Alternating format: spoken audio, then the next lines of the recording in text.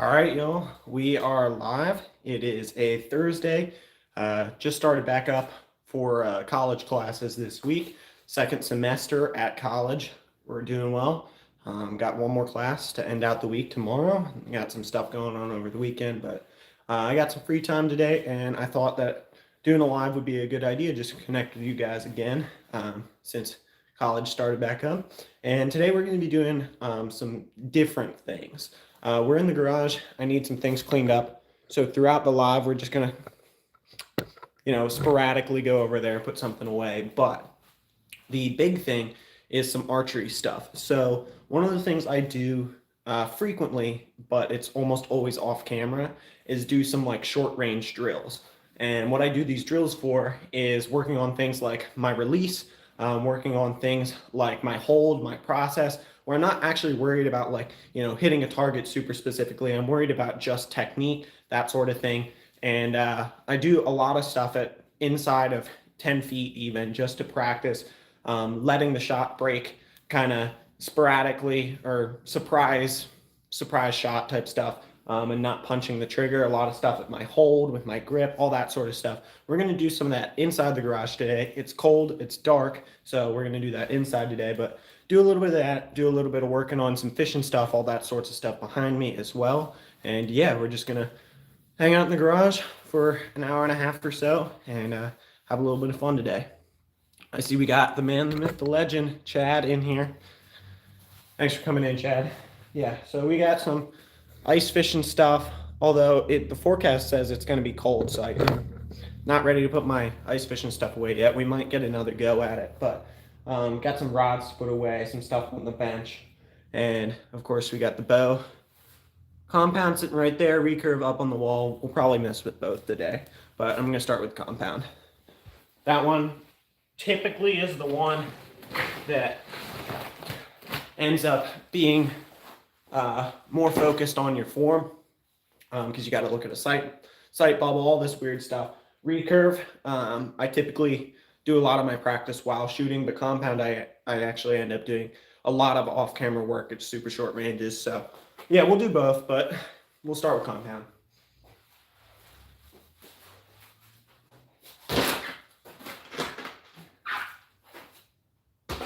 Okay. And then the bow. 23 people in here, 2 thumbs up. Work on getting this bow out. And we got a fancy new toy that I got for Christmas. Super simple one. A lot of people have them, but it's come in handy in a variety of senses, including what we're going to do today. I'll show you that in a second. It's like a $15 thing. Makes a world of difference in some scenarios. All right, so we got the bow. Here's our new toy. This is called a bow jack. It's little limb legs. A lot of companies have their limb legs specifically made for their bows, but this is like a general limb leg. Kind of open it up, clamp it on the limbs, and now this can sit like that. You guys can't totally see it. Ta-da! Which is helpful in the garage. Doing stuff, if you're out walking around, you need to put it down, and you can shoot with this on the bow, so you don't have to take it off, which is nice. But we're going to be using that today. Okay. Get the release on. Grab like 3 arrows max. Now we'll shoot with the blazers today. All right. 3 arrows. Get our bars.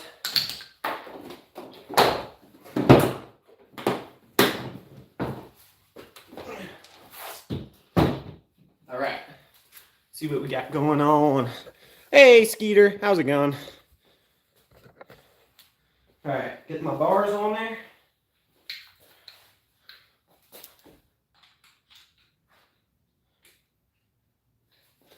Got this back bar.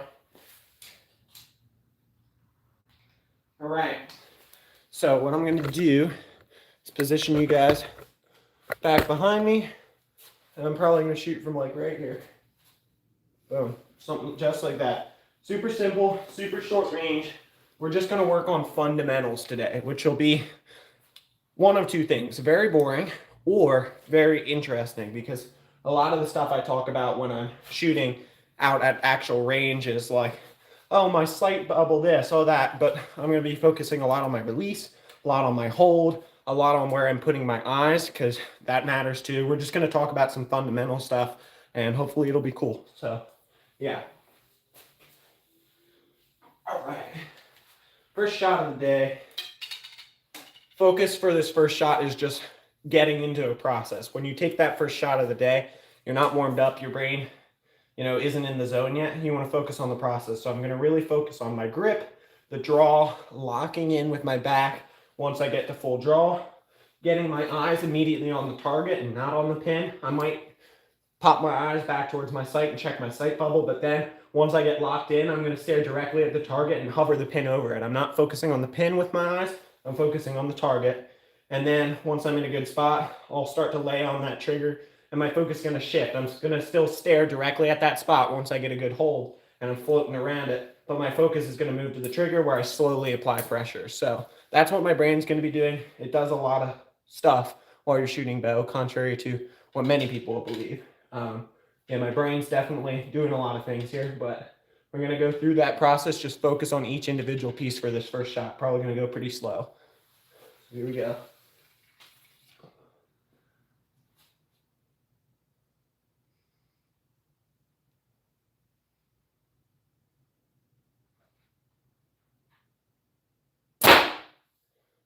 As you can see, that was a good clean break. Good follow through. Hit exactly where I wanted it. It's dead middle. I don't know if you guys can see it. My eyes were in the right spot. Everything was good. That's a good way to start the day. You want to start the day with a shot where all your fundamentals are good. That gets you the ball rolling in the correct direction. You got to continue to focus on that, but starting the day that way gets yourself on a good path. So, yeah. All right. We're shooting at probably it's probably 8 feet. So we're shooting really, really close and just focusing on fundamentals. It can be boring. It doesn't have to be. Honestly, I get just as excited about having a good rep where I get all my fundamentals cleanly as I do about making a really good shot, because that means that I have the tools to make a really good shot in the future. So, hey, Will, awesome member in the house. We're working on super close range archery shots in the garage on this cold, dark night. And we're just working on fundamentals, making sure my fundamentals are down, because that's the building blocks for success. I do this a lot of times, just some short range reps off camera, but we're going to do it on camera tonight. Just go through the mental process. So the biggest thing that I noticed there on that first rep, I ended up making a clean rep, was my eyes kept drifting back to the sight bubble. I have some third axis issues, which shooting down at this angle means that my third axis is going to crop up. So I need to get that fixed, because that'll help me trust my sight bubble a little bit better. And I just need to make sure I lock into that sight bubble and then trust that position with my hand, hold still, and then my eyes won't be drifting back to the sight so much, and I can stare at the target better. That was probably the biggest thing, quote unquote, wrong with that rep. So yeah, let's see what we can do here. See if we can improve on that area. That's my new focus area.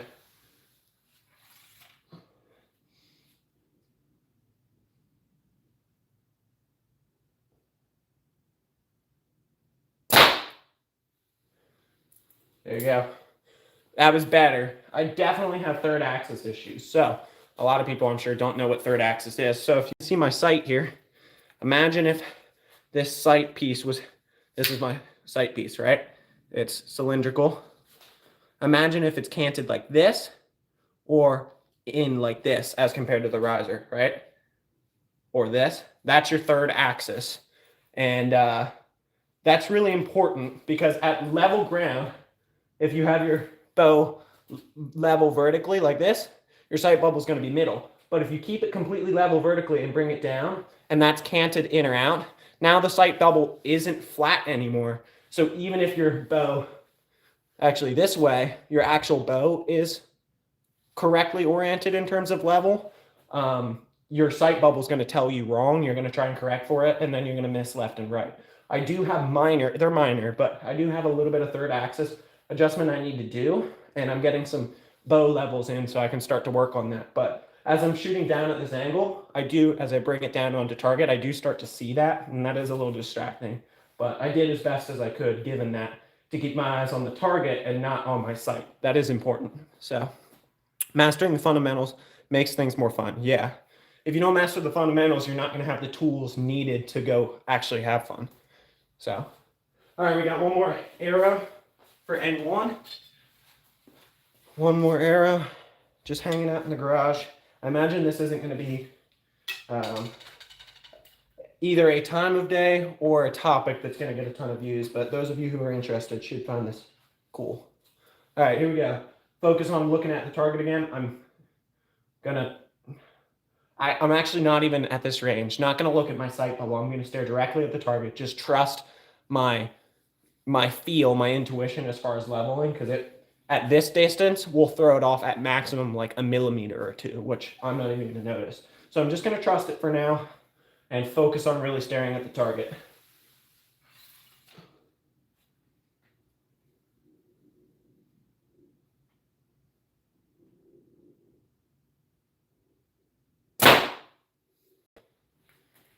Okay.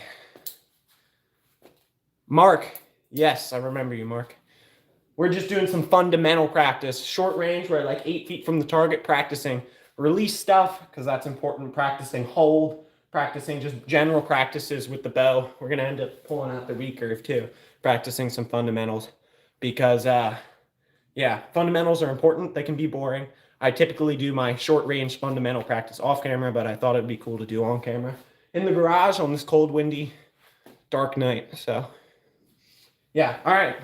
Limb legs, as I said, you can shoot with these on, which is super nice because we're done. I can just put it down. All right, so yeah, let's take you guys off the tripod. So from this range, this is an interesting topic. From this range, you actually use your 30-yard pin.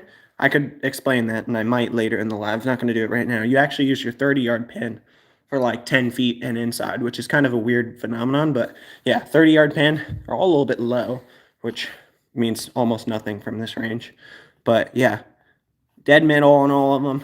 Shots are looking good. I'm feeling good. That's what's important when you're working on fundamentals, is how it feels, not really where it hits, because we're short range working on fundamentals, not accuracy at distance. But this stuff's going to be important for accuracy at distance. So yeah, do another end, and then maybe we'll set up the recurve then. We're going to go low and slow, low volume, slow, just work on every individual rep, making it count and doing our best just to make sure we get good habits in our head. It's important.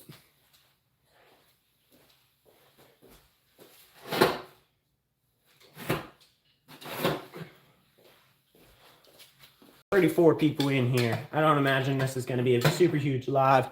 Later in the night, it's usually not as big. And this topic, plus me being indoors and not outdoors, is probably going to be a little bit weird, you know. What's up, brother? We are working on some archery fundamentals at super short ranges so we can really focus on the basics today. Not something super exciting, but I'm here to chat with you guys and show you what I'm doing, show you what I'm thinking as I go along. All right. One of the things that I'm doing, but I haven't mentioned yet as far as my setup that's really important is, and I didn't do this a lot, even as of maybe even a month ago, I didn't do it as much. You kind of have to do some of it fundamentally because of how the bow works. But when you drop into that valley, because it's a compound bow, you have this like mental desire to only put enough force to keep that back wall on. You do want to still push and pull a little bit because that resistance actually keeps your front hand from moving. So imagine kind of like I'm pushing against something or I'm leaning against something, and then someone tries to push me left or right. Like I'm going to have support there. But if I'm standing on one leg just here and I'm not pushing against something, I'm not going to have enough support to like kind of resist that motion as well. And that's the same thing here. When you lock into that back wall, you don't just want to hold it at the back wall and like make sure the bow doesn't go off. You actually, not super hard, but you do want to push with that front hand, pull with that back hand a little bit. That'll help you lock in. So I'm doing that as well. What are your goals? Well, so with this bow, I have two bows. One, you can probably see it. One's hanging on the wall below my fishing rods there. We're going to use that one. That's more of a traditional bow. With this compound bow, next deer season, we're going to go out and hopefully take a deer with it. My shooting, you can take a look at my shooting on the channel. Since I've started, my shooting has, done really, really well. Short I put out yesterday shows me shooting from 90 yards. My shot placement, obviously we still want to keep up with it and things can go wrong. So it's always good to continue improving. I'm not worried about my shot placement. Just like the hunt itself, I still need to tie some things down, make sure I got good stand placement, all that. But we're going to take a deer with this next year, hopefully. And then with that recurve, we're going to go squirrel hunting with it next year. So keeping up the practice, always getting better. Those are the two main objectives that I'm kind of training towards right now with each bow. And then the other thing is with this one, eventually I'm going to go do some 3D archery shoots. So just continuing to keep up my practice so I can go compete.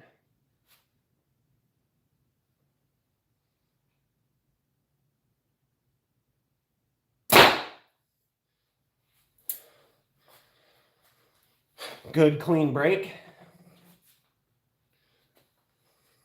I'm going to do that exact same thing again.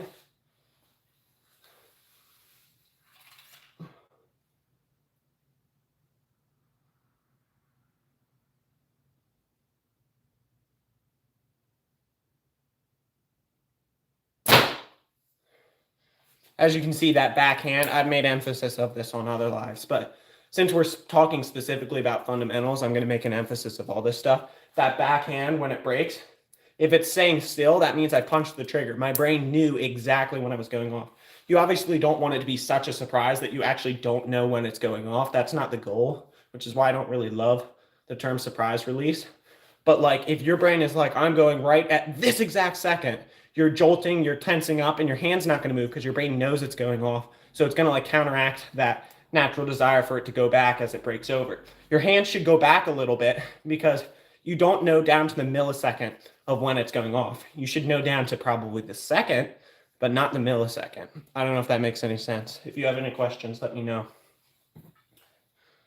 You should just slowly squeeze until it goes off. That doesn't mean squeeze it so slow that it's going to go off sometime in this 7-second gap. No, don't do that. But like half a second, a second, it should go off somewhere in there, but you won't know exactly when because you're just squeezing. You're not focusing on pulling that trigger. It's a slow squeeze until it breaks over. As I said, what actually goes on here is once I get on target, I'm staring at it, I have a good float. I start pulling and I'm just staring. I'm no longer thinking about the float. I've already got that float comfortable. My body's like, yep, I know where I need to be. Once I have that float comfortable, my brain goes to super slowly squeeze, super slowly squeeze, super slowly squeeze until it goes off. Your brain can actually only focus on one thing at a time. So if I'm just staring there, my body's going to just kind of do its best to stay still, and you're going to have to trust that. And then slowly think about doing that shot so you're not punching it. And as that shot breaks over, your brain, because it knows what the overall objective is going to automatically come back to it's floating close to that bullseye mark. But your brain, if you're just comfortably floating in that region, as soon as that shot starts to break over, your brain's super quick. It's going to try to force it back to middle right as that shot's going off. That's super, super fast timing in that super tiny amount of time. Your body's going to try and correct as much as possible and put it in the middle. It's actually a really cool thing. I just aim and shoot. Yeah, you can do that. But there is a cap out. Like, trust me, I used to do that a lot, especially with my recurve. I'll talk about that more when I get it off the wall. You can do that, but there's a cap out and reasons why that won't always work. And having a shot process is really going to make you a better archer. I've seen it. You guys can go check out lives from like last November when I was shooting that recurve bow and I would hit stuff. I was doing well. I'd put it on the board. But like since I've started working on some of these techniques I'm talking about today, which aren't things I came up with, they're just things I learned, I'm so much better. So much better. All right, here we go.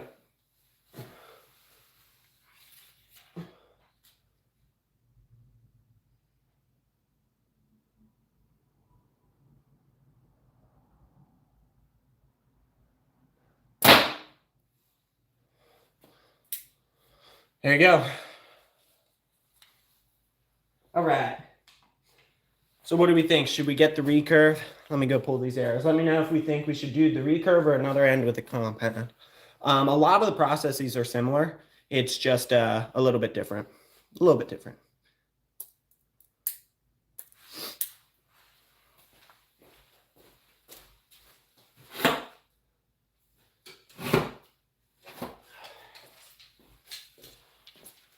By the way, for anybody in chat wondering, because I know a lot of people do wonder about these things, the bow I'm shooting, this is my Elite Terrain.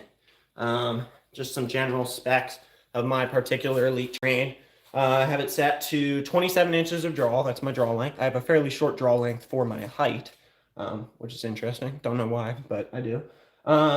Fairly short draw length for my height. It's set to 70 pounds. It's shooting right around 260 feet per second with these arrows. These are Easton 6.5, 340 spine. Just got 100 grains in the front. I've got a Hansky Everest drop away on there. Trophy Ridge Trilogy. I've got red line bars. All sorts of good stuff. That's kind of what I got rolling here. You American or Canadian? I'm American. Bradley wants to see the recurve. All right, we'll set it up. So we got to string it using my bow stringer, and then we will, we'll take a couple shots with the recurve. Which the whole overall process is very similar. It's just obviously the bow looks different. It's going to be a little bit different. I'll explain that in a minute. One of the things that's different is the string angle on the recurve is such that, which I think it has to do a lot with the fact that it's longer axle to axle, which it's not axle to axle because it doesn't have axles. I'll explain what that means. Essentially, the overall length of the bow of this one from here to here is like 33 inches, and then that's a 60-inch bow. And because of that, the string angle that it makes when it makes like the triangle when you draw it back is harsher, like more obtuse on that one. So I can't wear my hat because the string hits the bill, so I have to flip it around when I wear the recurve. If I had a shorter recurve, I could do that, but like that's not really a thing that exists typically. So Captain K says good luck. Well, thank you. All right, Tim likes to fish and hunt. Awesome member of the community is in here. We're gonna get the recurve set up, take a couple shots. All right, sir.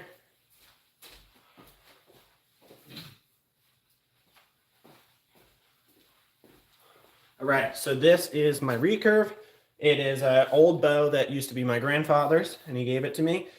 I have squirrel tail silencers that I made myself from a squirrel I hunted back in November. Just a simple bowstring, and I shoot cheap Amazon arrows with this guy. But they work pretty well. I'm putting it on backwards. So this piece of string here is called a recurve bow stringer. I'll show you guys how this works here in a moment. But this is a pretty cool thing. It's simple. You can make it yourself. Mine is made out of paracord that I just had laying around. Don't have to buy it, but essentially what this does is it flexes the bow for you. As you can see, this bow is unflexed. You have to put the flex in it and put the string on, and the string holds the tension. And what that does is allows you to get the bow set up without like putting it through your leg to bend it. It's a lot safer and a lot more consistent to do it this way. All right, just like that. You can take these loops off, and now the bow is bent up. And for recurve, I have a whole short on this. You wear a glove. You don't have to. In fact, I'll start by shooting 1 or 2 shots without a glove. However, if you shoot it for a long time without a glove, you can actually like get nerve damage and have your fingers lose the sensation of touch. I had that happen to me. I made a short about it and how I got the sensation of feeling back in my fingers after a couple days, and like the process I went through to kind of do therapy to my fingers.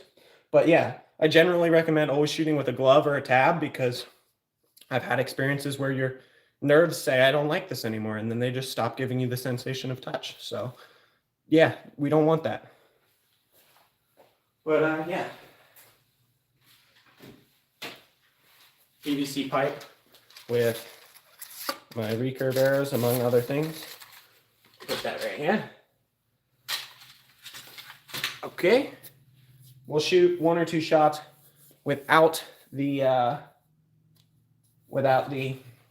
glove on, just to show you, and then I'll put it on because I don't, as I said, I don't like shooting with it for too long, without it for too long, that is, because of experiences I've had. But I shoot 3 under, which means a lot of times people do split grip, which looks like this, some fingers above and some fingers below the nock. I shoot 3 under. I can explain that in a little bit, but I've been much more consistent that way. So.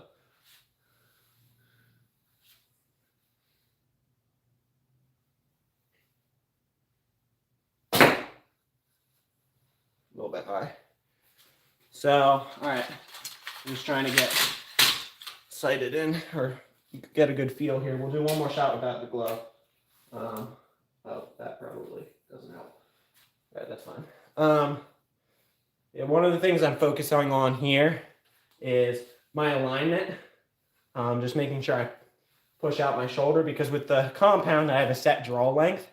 Like it stops when you draw it back and it won't draw any further. So like I can get my alignment good because I know it's at the same spot. Recurve, I have to focus on that a little bit more, because you can draw this like way past where it should be, like that, or you can draw it too short. So I have to really focus on my alignment. Your arms are too weak for that. Too weak for what? This one? Trust me, my arms are not too weak. This is a 70-pound bow, and I draw that like nothing. I'm doing this, and I'm holding still so that I can get a good aim, if that's what you mean. A lot of people draw and shoot with recurve. I tend to not, and I can explain that, but yeah. Yeah, I actually did a test the other day because I was curious. I saw Josh Bomar like giving people his 90-pound bow to see if they could draw it, and I was curious if I thought I could. So I did some testing in the gym to see what I could reasonably do, because this is effectively the same as what it's a little bit more. So it's effectively the same as like dumbbell rowing. An 80-pound dumbbell is drawing a 70-pound bow, because the bow is a little bit harder. It uses more specific muscles. And I can dumbbell row with one arm 100, so I should be able to draw a 90-pound bow if I wanted. But yeah, not saying I'd shoot that, but like not saying I'd shoot that consistently, but I should be able to draw it. But yeah, this is only a 40-pound bow. This is not super heavy. Yeah, one more shot without the glove. What I'm doing here, yeah, essentially because my draw length isn't set, I'm focusing a lot more on my alignment than I do with this one, to make sure that I have a consistent draw length all the time. Because if you draw it too short, then you're not going to have enough power. It's going to drop more. If you draw it too long, it's going to have more power. You want to have the same draw length every time. So I'm focusing on that. And my release is a little bit different. Instead of slowly laying on that trigger, I actually kind of do the opposite. I slowly loosen my fingers until it like rolls off, kind of like that. Just let them relax and it'll actually roll off for you. So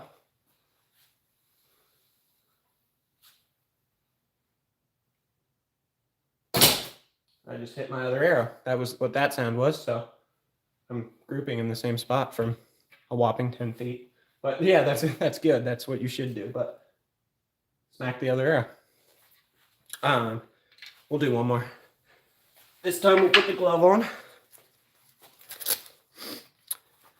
Dan, I don't know if I said hi to you. I saw you, but I think I was in the midst of a statement. How's it going?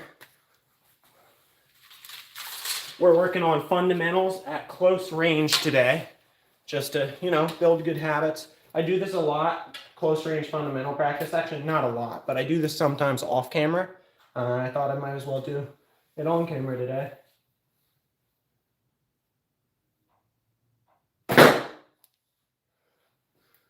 All right.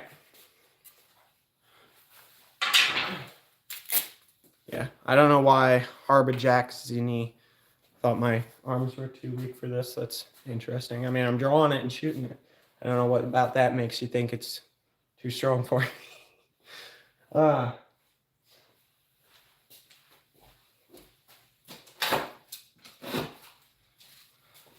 right, let's do another round with the compound.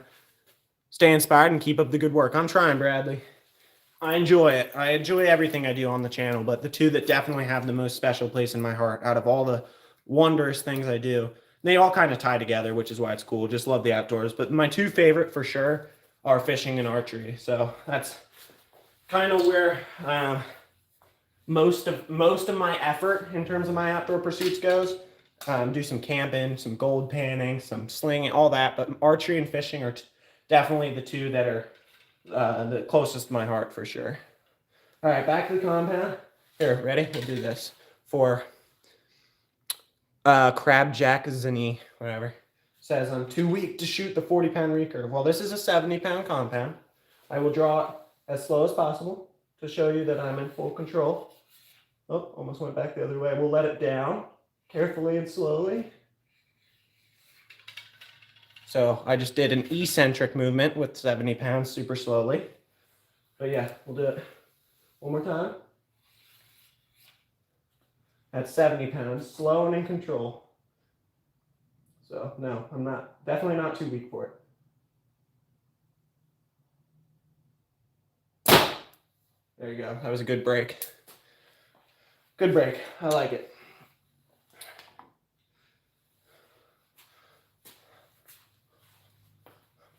Yeah. That's interesting. Well, I guess that's good. Our insulation in the garage is doing a good job. It's like 30 or like 29 degrees outside, and it's hot in here. So I'm gonna take off my jacket. Go to short sleeves. All right. But yeah.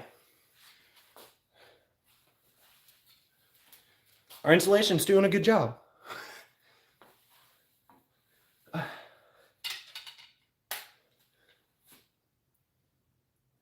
Can't an arrow ricochet and come back at you in there? So that is one of the things I was thinking about, and my context was, well, just don't miss. And also the thing is, if I miss over the top of it, I'm still gonna hit the concrete. So I did put it in a spot that like I should be all right. But if it hits anything, that is drywall, which it will go through. That is foam and a thin piece of aluminum, which it'll go through. So as unfortunate as it would be, and as terrible of a conversation with my father that would be, because I'm 18, so I'm out on my own doing college stuff, all that, drive all over the place. But yeah, so I am an independent adult, but this is my father's house, this is my parents' house. It would be a terrible conversation to have to say I put an arrow through his wall, but my context was I'm at 8 feet. If I miss, I deserve the several $1,000s that come out of my bank account to go fix the problem, because I should not miss from 8 feet. So all boat you'll boat. I don't know what that means, Chuck. Yeah, it can't come back in here. I guess that's my point. It would just go through anything that's behind it, but I'm just planning on not missing from this distance.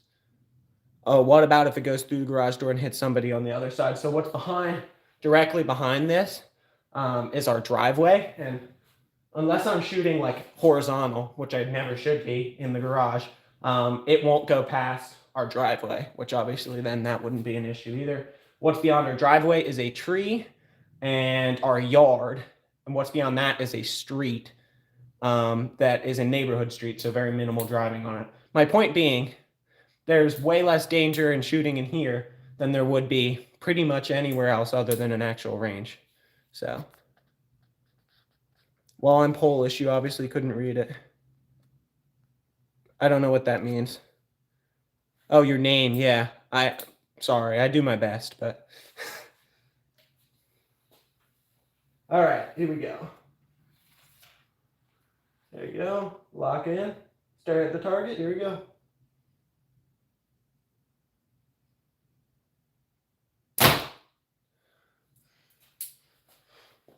Yeah, I think a lot about archery is like not getting into a habit.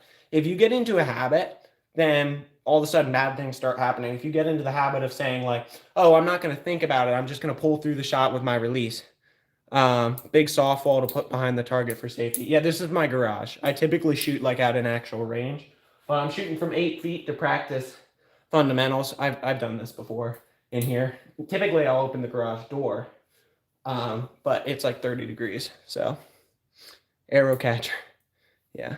I mean, this is a 2 foot by 2 foot target. From 10 feet, I really should never miss this. And even if I do, it would more than likely just hit the garage floor, which is concrete. But yeah, I appreciate the concerns for safety, but I did thinking the biggest thing that would happen that would jeopardize anybody's safety is if I hit the wall somehow. My safety might be in jeopardy from the anger that would be coming upon me, which would be honestly pretty valid. Like if I put an arrow through, if my son put an arrow through my wall, I'd be upset. But yeah, I don't anticipate on doing that. My finger stays off the trigger until I am on target. That is a nice bow. I appreciate it. This is something I really enjoy doing, something I put a lot of time into. So this is a mid-range, mid-price bow, but it's mid-price bows are still a lot of money. So yeah, Brazil, Philippines, Hawaii, Brazil, Burundi, Philippines, Hawaii. Those are places. If that has some sort of other meaning, let me know, like in terms of where you're from or whatever. But yeah, I'm interested to know.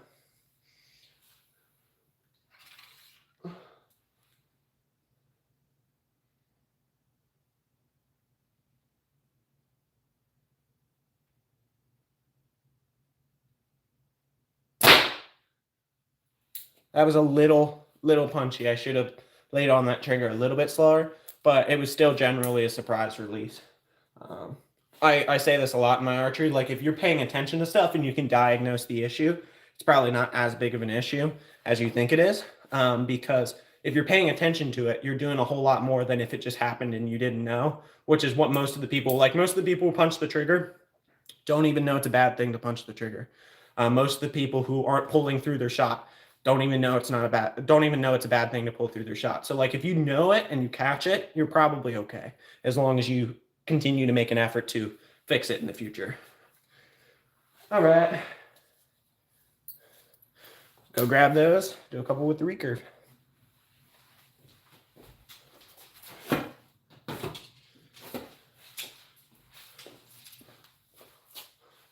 Have you tried air guns for BBs? Yeah, I've used some airsoft guns before. What I have not done, which I think would be really cool, is a lot of people go and do these, like, I don't know how to describe them other than like airsoft games where it's kind of like paintball or laser tag, but you do airsoft. That's something that sounds really fun. I just need to get a group of other young guys to go do it and have some fun one day, but I've never done that. That sounds fun. I'm I'm really darn good with rifles, but handheld firearms are less, like I'm still pretty good, but I'm getting better at because I'm not 21 yet, so I don't have stuff I can use by myself. But yeah, you guys will see some hunting content in the future.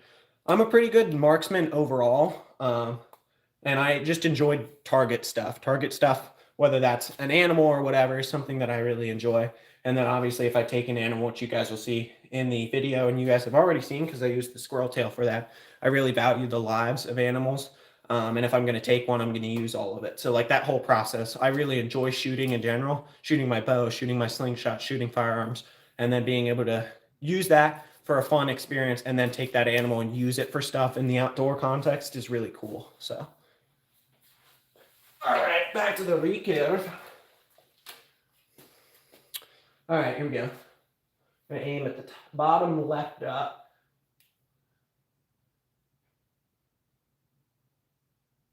There you go.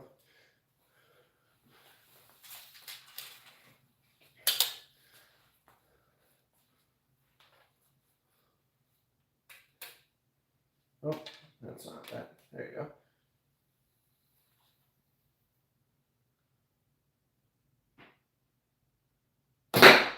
There you go. That was not a great release, so we're going to focus on the release on the next shot. Did you say bot left? Yeah, so I'm using the selfie camera. That's a good call out. I'm using the selfie camera, so everything's backwards. So I did say bottom left. In real life, as I'm seeing it, it is bottom left, but it probably looks like bottom right for you guys. So that's a good call out.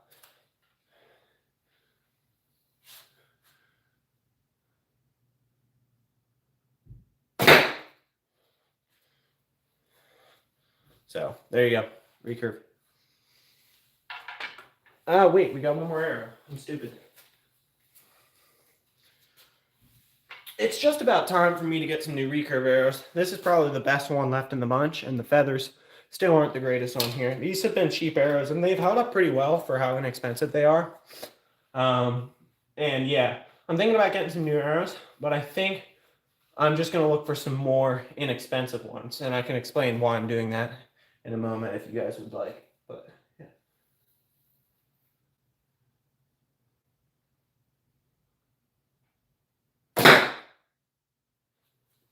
General grouping is a little bit high, but that was a generally pretty good release, so I'll take it. I'm going to pull those. I'm going to do another grouping with the recurve real quick. Ricochet, yeah, it hit another arrow. Hit off of one of my other arrows.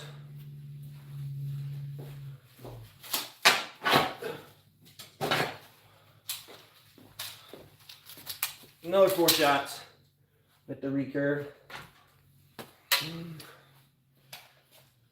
One of the things I want, among many things, there's many things I want with the new arrows, but these are 30-inch arrows, and a lot of like cheap recurve arrows don't come, like you can't cut them to size, they just come pre-installed with inserts.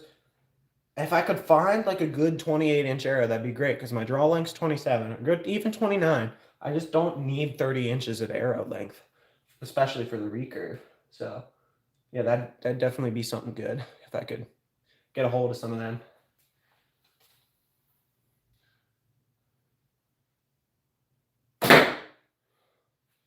All right, focus more on the release.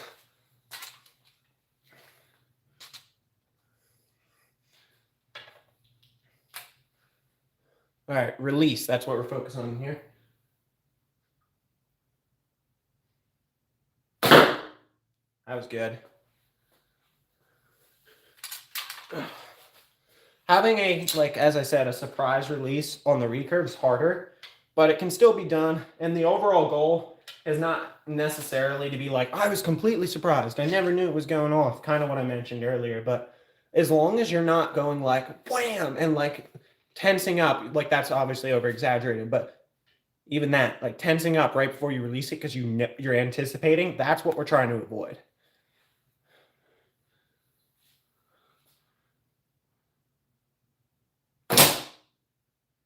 That was a good release. You could hear the ricochet off that.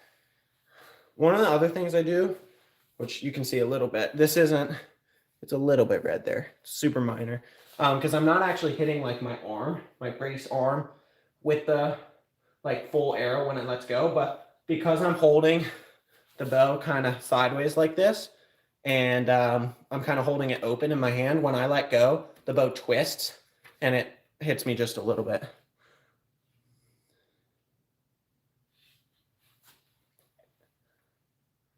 What's my spaghetti intake? That's an interesting question. Pretty low. If I'm gonna have a pasta dish, probably going for a lasagna or an Alfredo. Spaghetti is infrequent for me. Good evening, TD Knives and Adventures. Well, hello.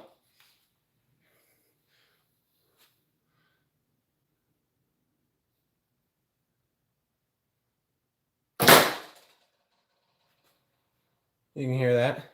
Gotta get the spaghetti take up. Let me know why. Is there some sort of like special benefit to spaghetti? Or is this a meme, or I don't know. But yeah. Oh boy.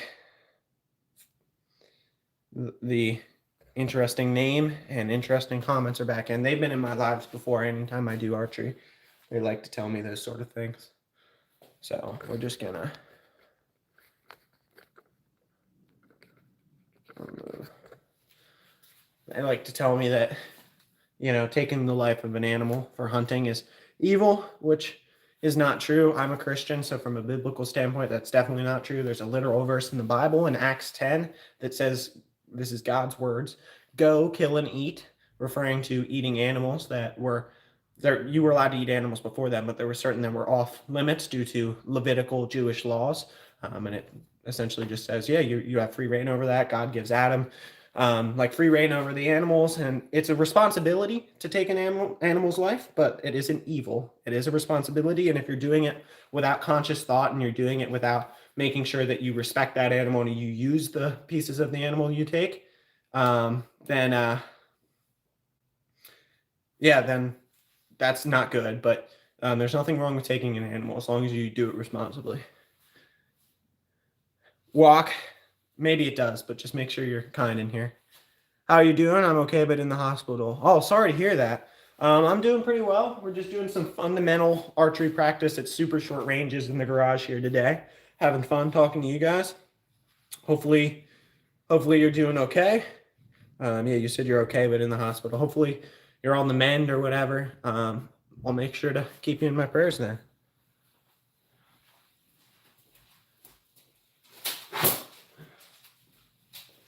It's always a good sign, even at short ranges. Like anytime, when your grouping's tight enough that you can grab them with one hand and pull them all out at the same time, that's usually a good sign. Typically a good thing. All right, 3 more shots with the compound. We're just practicing fundamentals for both of them. Basic stuff, walking through the mental process, all that sort of stuff. Am I on the right loop? Yeah, I guess I am. All right. 2 tumors and a broken hip. Dang, that's rough. Sorry about that. Are they related issues, or did they, like, you go in for your hip and they find tumors? Like, how did that happen? They don't necessarily seem on surface level like related issues. All right, here we go. Focusing on the release again and focusing on staring at the target. That's the 2 big things I'm really working on today with the compound.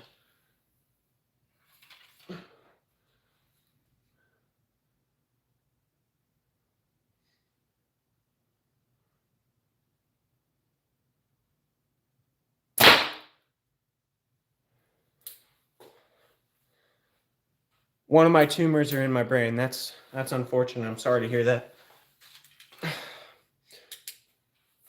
So yeah, you went in for the hip and they found the tumors. That's what I'm assuming. Like, that makes some sense. All right, focus on the release a little bit more.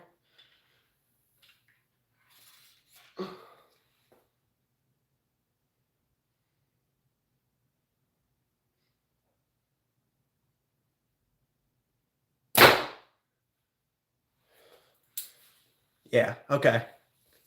Yeah, I'm sorry to hear that.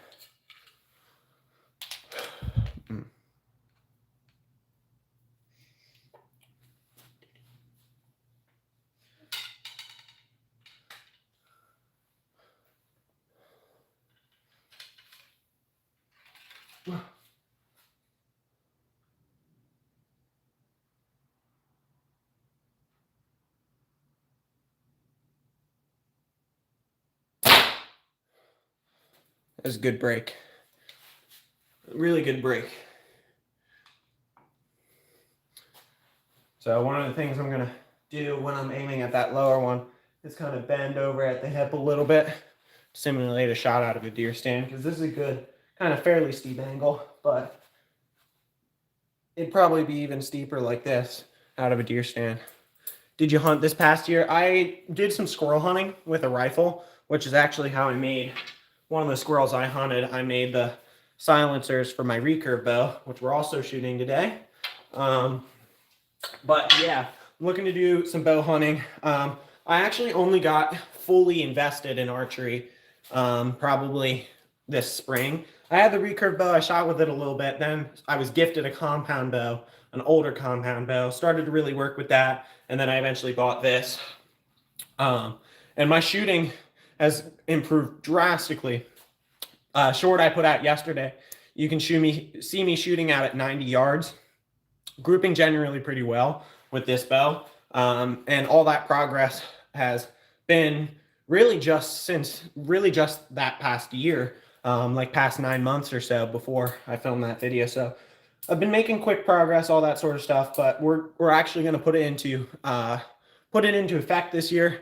And we're going to put it into effect this year. We're going to go out deer hunting with this bow and squirrel hunting with the recurve. So we're going to do both of them. Garage atlatl, no, we're using the bows. We are doing super short range. We're like 8 to 10 feet from the target. Super short range fundamentals practice, working on slow release, slow surprise release, working on where my eyes are going, working on my hold, working on release with that one, my alignment with the recurve, just super basic fundamental stuff that's important and probably people don't put enough time in. So we're doing a super short range inside the garage live with the bows, shooting at like 10 feet to work on some stuff. It's good to put time in on the fundamentals. It really helps you out in the long run. All right. Let's see what we got.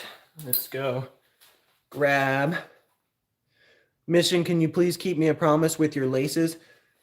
Daryl, you and I were talking about that before. If I can help in some way in regards to those boots, I'm totally willing to. But I'm not exactly sure what the objective of what you're trying to get me to do is. But my hair's like tufting out. I don't know what it's doing there, but we'll leave it. Very fancy look there. I go in for surgery the week after next. Yeah, hopefully that goes well. All right.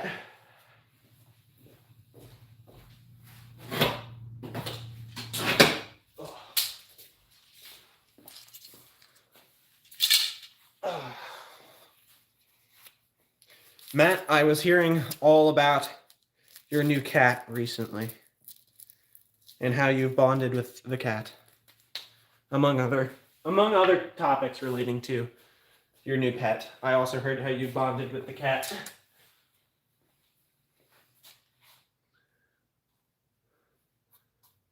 Keep a promise with your laces. Well, Daryl, I never made a promise. I'm totally willing to help out if I can, but I don't even know what I'm trying to do here. You got to give me some more explanation.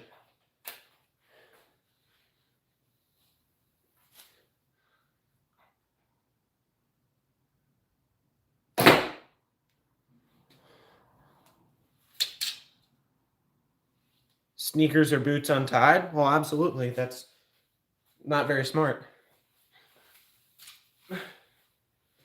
I typically don't do that. I'm much too active and I walk and run too fast to go around with untied shoes.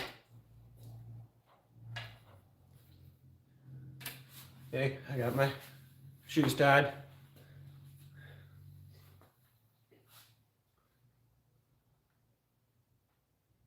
I went to dead middle. Oh, I keep leaning over to grab them from the wrong spot. They're over here.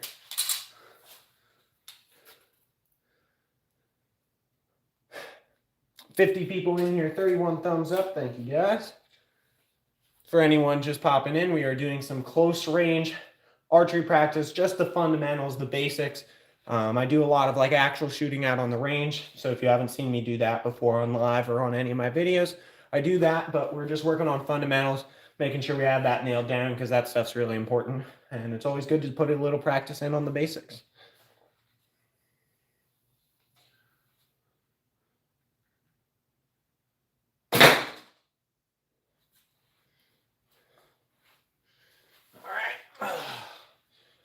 Oh, I did chest and shoulders today when I went to the gym and lifted.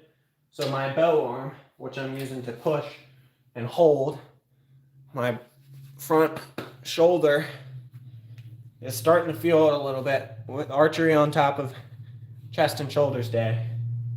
It's a little bit tiring.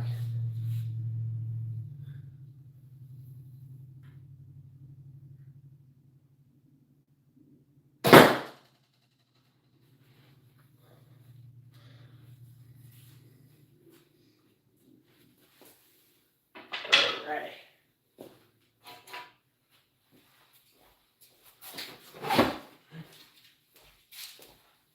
4-for-1 deal. I think he missed a mother father's talk about not throwing balls in the house. No, I was very good at that. Very good about that as a child. Both my parents know exactly what I'm doing right now, and they're okay with it. No, yeah, we're in the garage.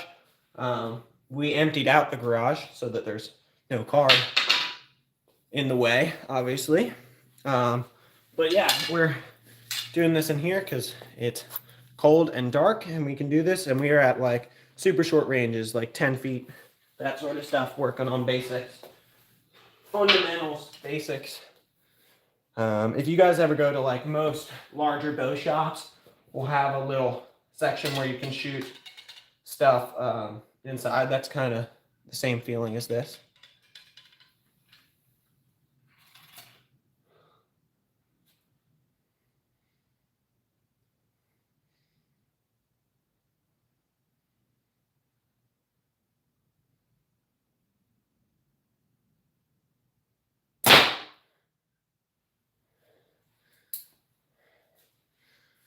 There you go.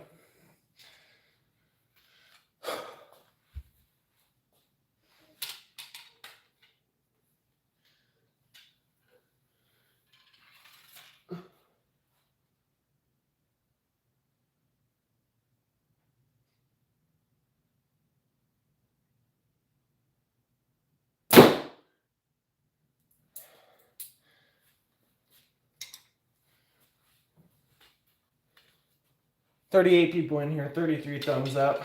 Anyone just popping in? We're working on short range archery fundamentals. Good stuff to practice. Make sure you have mastered so that when you get out to actual ranges, like we've done many times in the past here on the channel, you're locked and loaded, ready to go."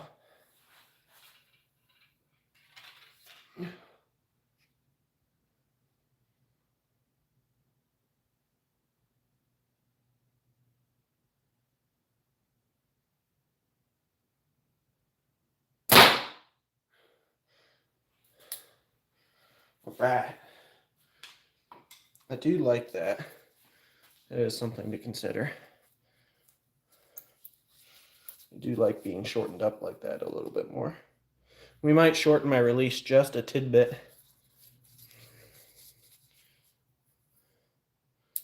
Yeah, I think we're going to do that. Hold on. Oh. Again, I have Allen keys in the bow case, which I use on the fly, but we're also in the garage, so there's some over here.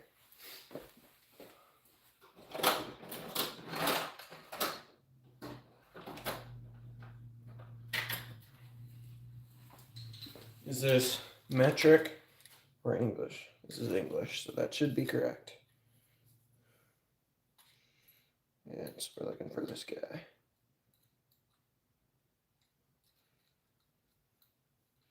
Wait a minute. Is it not English? I suppose not.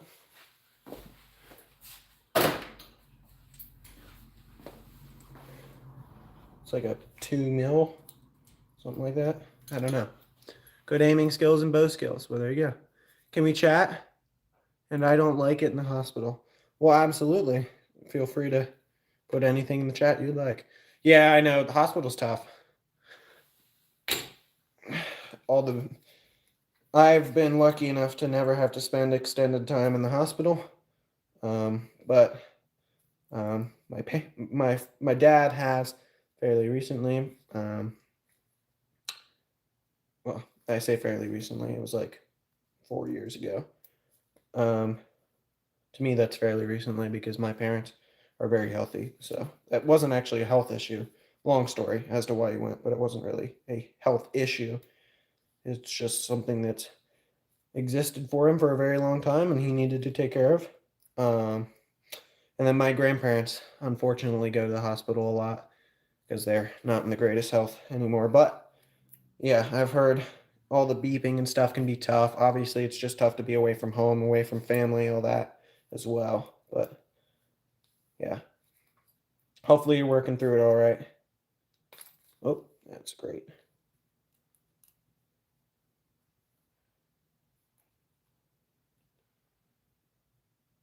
There we go. All right. I shortened up the release ever so slightly. Let's see how that feels.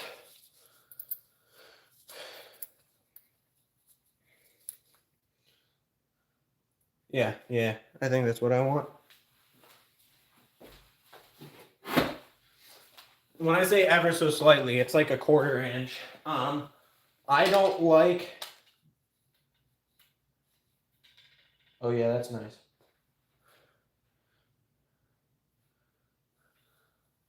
I don't like having to, hold on, let me do one more thing. I don't like, and you really shouldn't, having to reach out to grab the trigger. But I also don't want it like so clamped in here that you have to like not let it lay completely naturally. So when I do it like this, I'm putting tension on it so it lays that way. It puts it right in that crease, which is exactly where I want it. The way I had it before, because it was about a 1/4 inch longer, I had it out a little bit further and I could get to that crease, but I kind of had to extend to get to that crease so I could slip out of it. And I shortened it up just a little bit and it feels pretty good. Let me see this.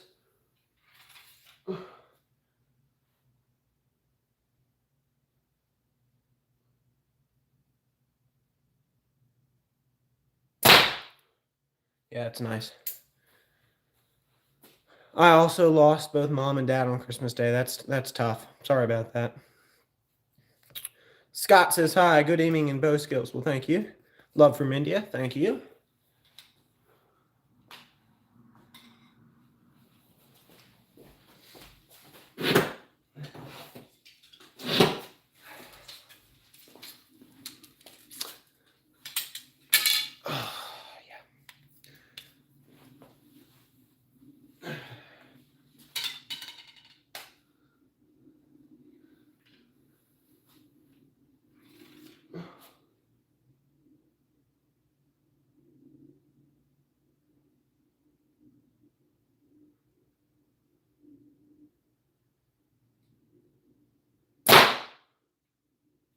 Interesting.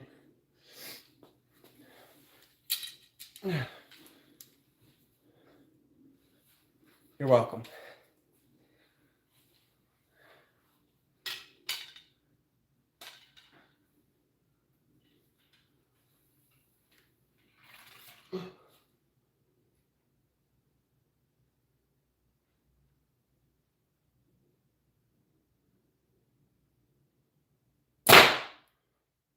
Interesting. Am I bugging you about your laces? No, I mean, that's fine. I just didn't actually know what you meant. It's a little bit tough to have someone ask you something and ask you to make them a promise, and you don't even know what they're talking about. You weren't bugging me. I was just confused.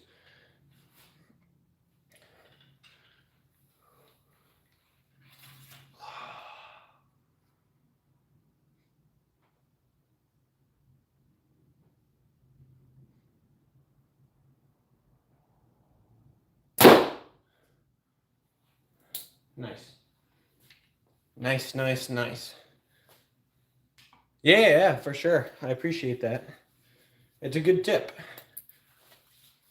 It's such a good tip that my parents told me that when I was like in 3rd grade. Don't walk around without laces, which some people, especially high school kids, seem to not understand. Do you bow hunt, compete, or just hate archery targets? So this bow, my compound, I will be taking out to do some deer hunting this upcoming season. Hold on here a moment. Put the Allen keys away. And this bow, my Recurve, we're going to be doing some squirrel hunting with this next squirrel season. I might get back out once before squirrel season closes this year, or like this season, but I don't know. We'll see. Yeah. So I do bow hunt, and then I'm planning on doing some 3D target events with my compound in the future as well. So would love to get into that, but got to escape California. Well, I think they've got archery stuff in California. I mean, like not in like the city. Like if you're in LA, you can't really shoot a bow, but like California doesn't like prohibit bows. 3D, what's that? So it's almost like, imagine like a disc golf type event out in the woods, different shots, and you get up there and there's a 3D target, meaning like a target that imitates an animal. A lot of times it's deer, or sometimes elk, moose, bear, whatever.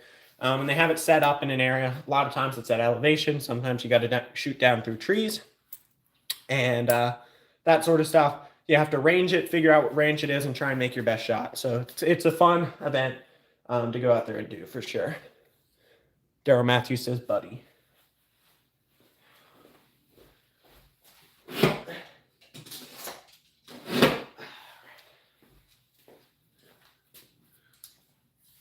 Gotcha. Yep.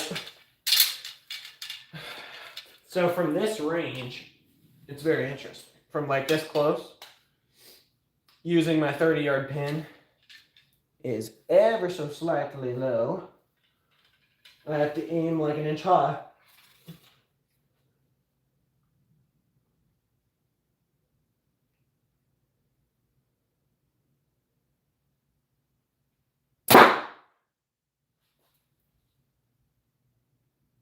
Huh.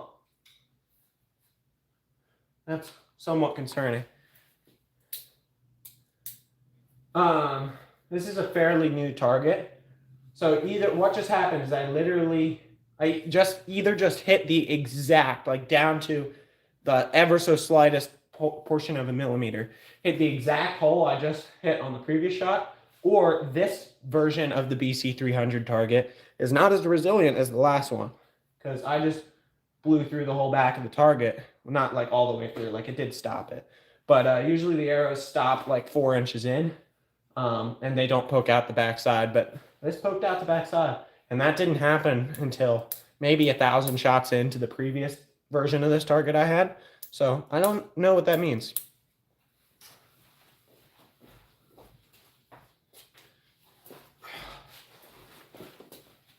That's what we're looking like. It stopped, but I don't know. No, okay. All right, we're all right. I literally hit the exact hole I hit before. Like, down to fractions of a millimeter, hit the same hole. Interesting.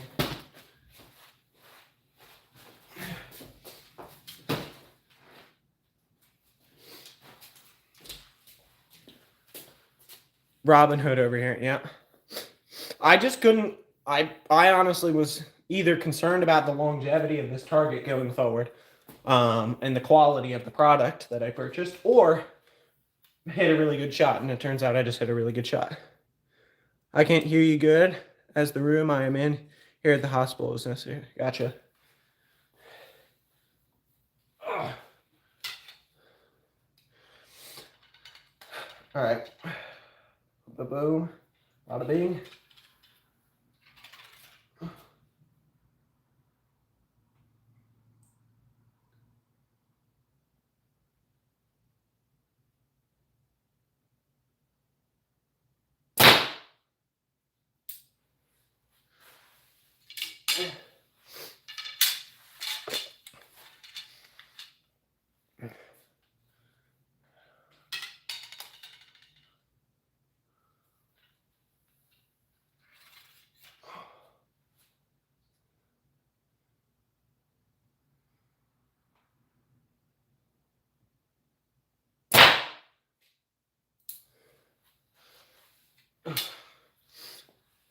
Merit badge for archery at scout camp 1 year and got the high score. Sweet. I was never in Boy Scouts. I'm more of like all the things I like to do, I go so intense with that I just don't like the idea of like Boy Scout instruction. Like, I'd rather spend my time like allocate more towards fishing than learning how to open a can, or allocate more towards actually like hiking than learning how to pitch a tent. Like, I can figure out that other stuff, but won a bowstring but didn't have a bow to put on. I just kept it in my room. There you go.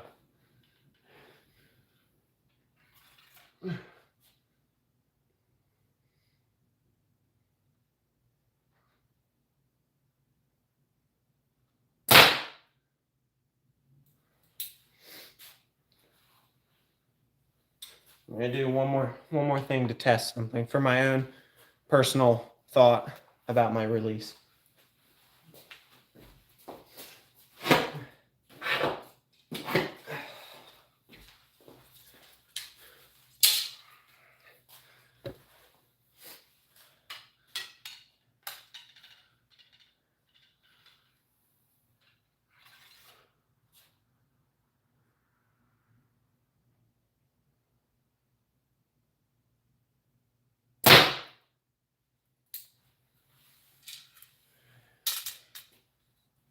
Please tuck them in too.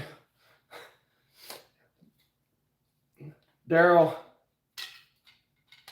I understand about the shoelaces. It's all right.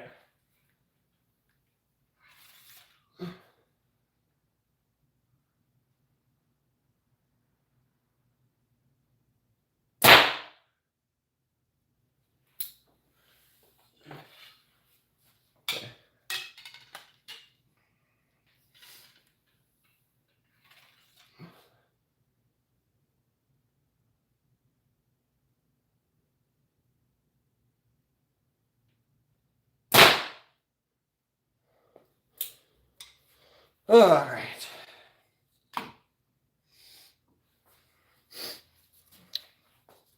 All right, we're going to take 1 or 2 more groups with the recurve, and then we're going to kind of wind down on the live. We're going to do some work just getting a couple random odds and ends at the workbench over there cleaned up, and we're going to kind of close down the live, slowly wind it down.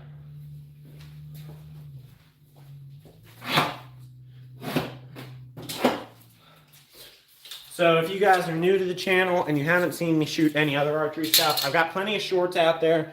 I got a couple videos, I have 1 long form video, a couple shorts, a bunch of lives of me shooting, and I'll do more lives in the future. Typically, I'm not indoors. Typically, I'm shooting 20 yards, 30 yards, 40 yards, 50 yards, not 10 feet. But I thought this was valuable stuff to do today. So if you're enjoying what you're seeing, you want to see more of it, there's plenty of other stuff out there. I just released a short yesterday of me shooting all the way at 90 yards with the compound. So if you're interested in that, that one's pretty cool. But yeah. All right. Cheers. Keep it up, man. Well, thank you. All right, here we go.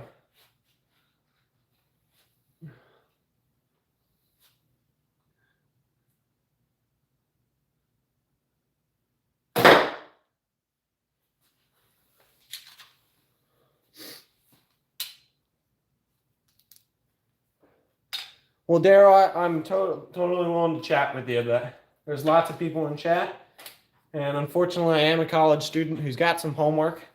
I'm a young man who's got some homework for college. I have a girlfriend who is long distance, so I gotta give her a phone call.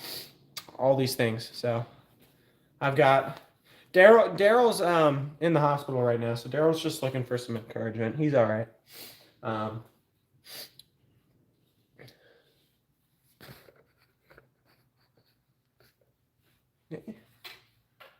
This is a family-friendly chat, everyone, just so we know.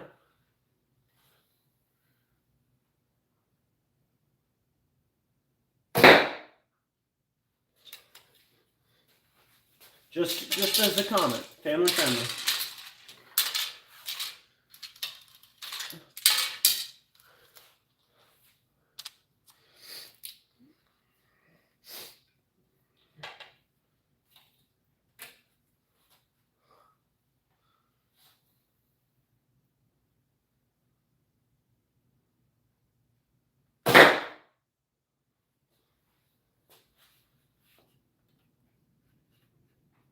That's good, Daryl. Glad you can hear me over all the beeps and bops in the hospital room.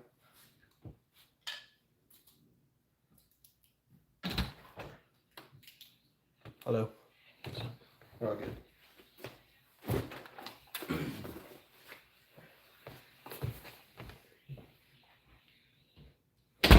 Yeah, absolutely, Daryl.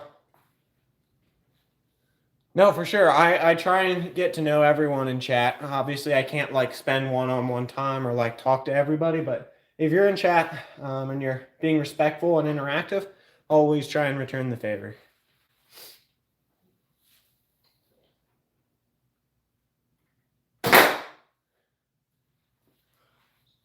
Yeah. Cool. I'm liking it. We got like 2 more arrows or something like that sitting in the PVC pipe over here. So might as well shoot 1 or 2 more. Yeah, like look at this feather. It is brown. We need some new arrows soon for sure for this. I've had these arrows for a year and 2 months, and I've been shooting them a lot. I've missed a lot with the recurve because this is the bow I started on, all that. So they've ended up in the dirt quite a bit as well, which isn't, the greatest thing for them.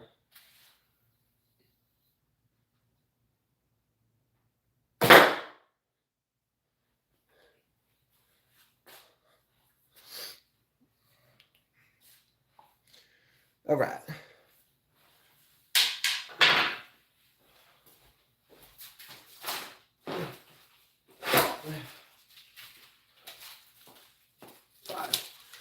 Okay. 58 people in here, 35 thumbs up. Closing down the live here shortly. We've been doing some super short range, fundamentals, basics practice. Just building the basics, making sure you always have a good foundation, and revisiting the foundation even after you're shooting well is really important. Daryl, what do you want to see?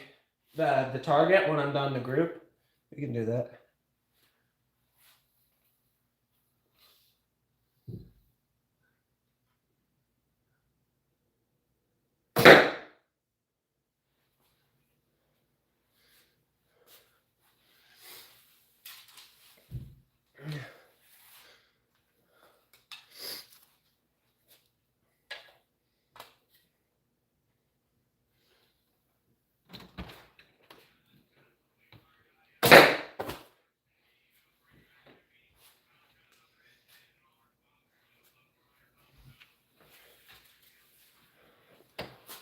Nonverbal communication with Dad.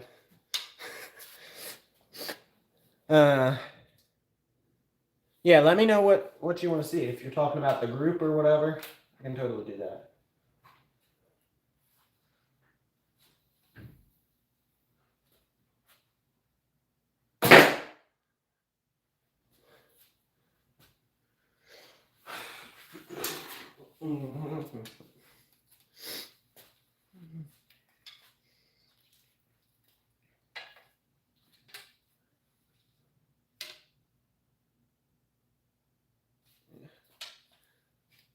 The black glove on your hand after you get done, and may have a look at it. Yeah, absolutely. So it's like kind of faux leather pads on the fingers. They're just thick fingers, and the rest of it's just to hold it on. It's just the finger protection. That's all it is.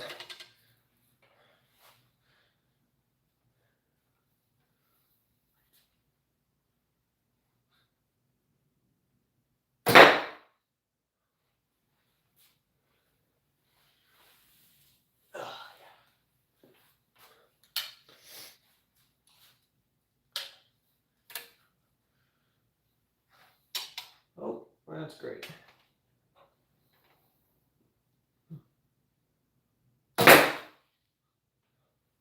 There you go.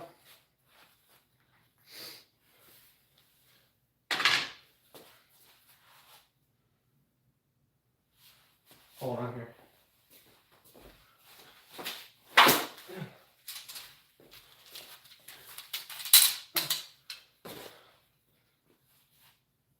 I've never seen one before. Well, now you have.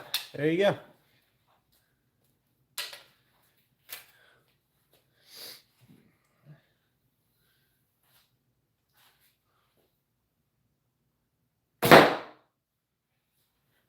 It's really interesting.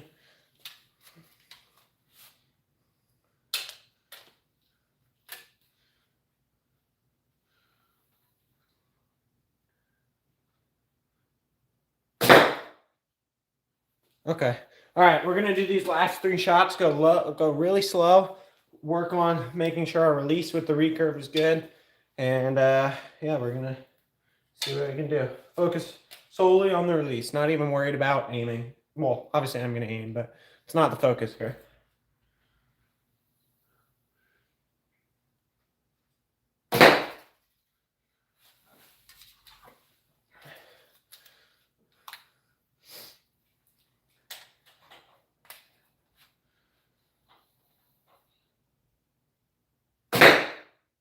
That was a good release. Yeah, Daryl, I'm sure time in the hospital, especially brain tumors, is tough. Can't say I've had the that sort of experience before, but I'm sure it's tough. I'll be keeping you in my prayers. No family. Yeah, that's also rough. I'm sorry about that.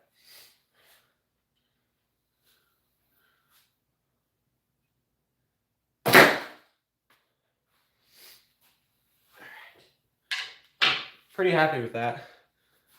All right, we're gonna do one more group with the recurve, and then we're gonna call it a day with the bows. We're gonna get them put away, and then we are gonna close it out by just doing a little bit of work at the bench and let people filter out and say goodbyes. And then I'm gonna get to doing some homework, some video editing for you guys for future long forms. I've got one. I'm almost done.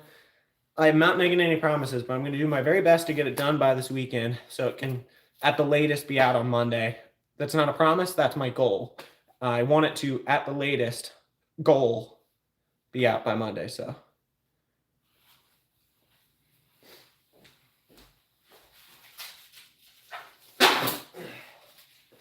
All right.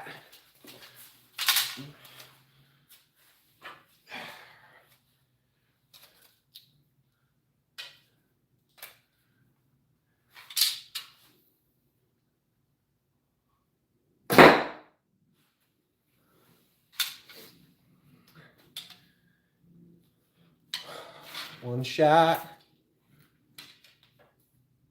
There's 5 dots and there's 5 arrows.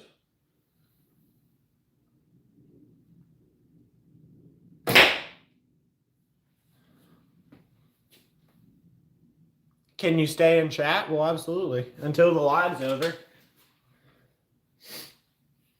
But when the live's over, there's nothing I can do because that's just how the live works.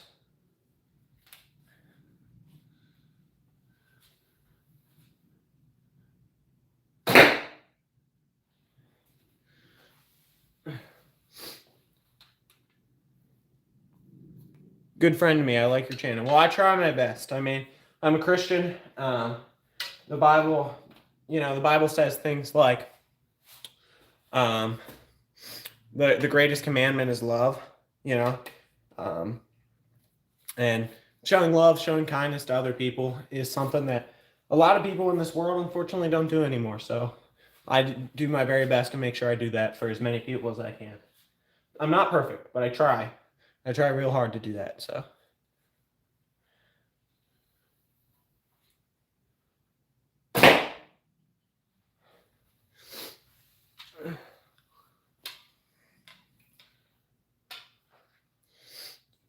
I go to church all the time. Well, there you go. Oh, this one's weird. I gotta knead it in between the arrows.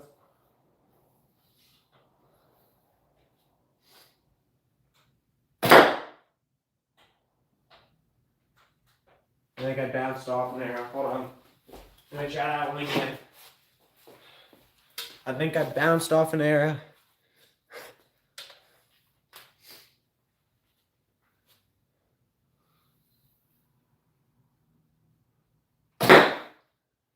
I think we did it again, but it's close enough.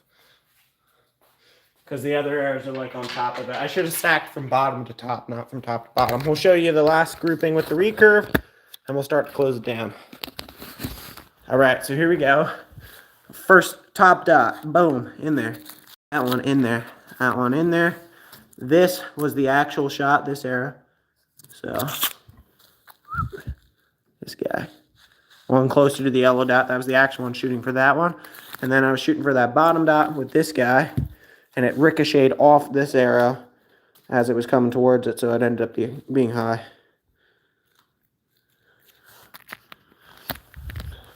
No, Daryl, I promise I'm good on shoelaces. I got the shoelaces down.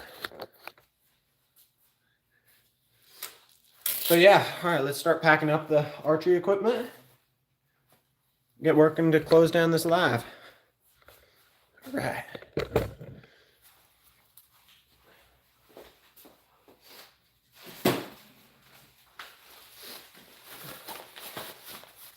What's up, Daryl? What do you need? Daryl's just chatting it up and everyone else is just watching. Daryl needs a guy to chat with, so for anyone who missed it, Daryl has unfortunately been in the hospital the past couple days because of brain tumors primarily is the primary issue, and broken hip, I believe, as well. And he's, just needing someone to talk to for a little bit. So I guess that's me today, and I'm all for it.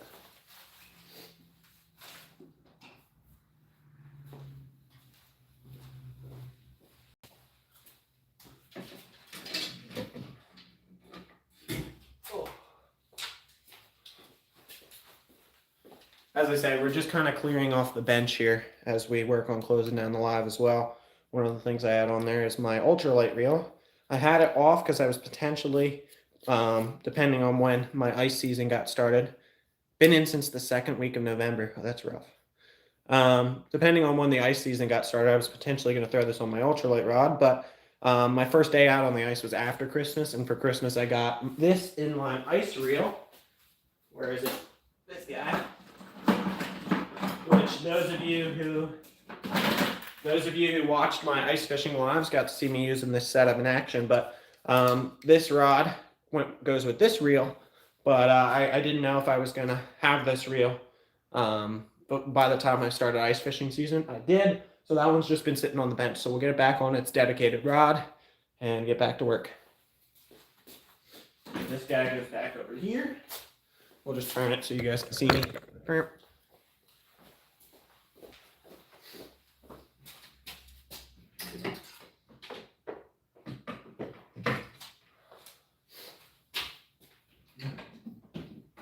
Is something interesting to talk about. I went to the Philly Fishing Expo again. I don't mean to let the chat down, Mission. Oh yeah, no, you're good. I went to the Philly Fishing Expo again. I've been there before, and I have 2 dedicated video walkthroughs on the channel. One's pretty old, one's a little bit newer. I've been there I have 4 of the years it's been going. I've gone there 4 times, and this time I wasn't like super thrilled. I think a lot of it's just like, as I progress in my fishing career, the things that the gear that interests me is stuff I don't have, and it's kind of niche, that sort of stuff. And I've been there before, all that sort of stuff. So I didn't really do any filming, and I only bought 3 things. But one of them was, if anybody in the chat remembers, I'm sure some of you guys were in here. Back in August, September, I did a live out on the river in the kayak, and I broke my medium light powered spinning rod by casting, and like the line got wrapped around it, and I hadn't replaced it yet. So one of the things I bought is this Eagle Claw. Eagle Claw started making a little bit nicer gear. This is a really nice rod. And Eagle Claw medium light EC 2.5 is what it's called. They're like $70 rods, but I got it on a show special sale for like $45 or whatever. I now have a replacement medium light rod. So medium light rod back in the lineup. That's one of the things I got. Thought I might as well show you guys that as we're at it.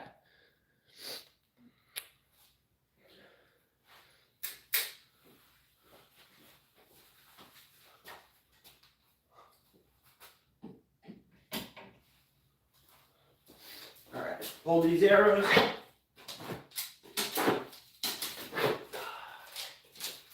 Get my tube back in the right spot.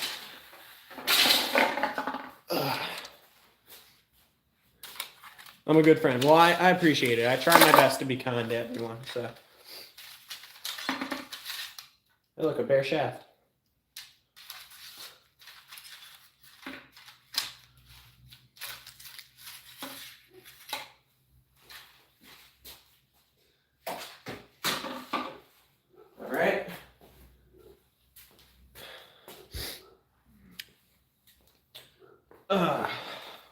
Yeah, we're working on closing down the live. There's the bow.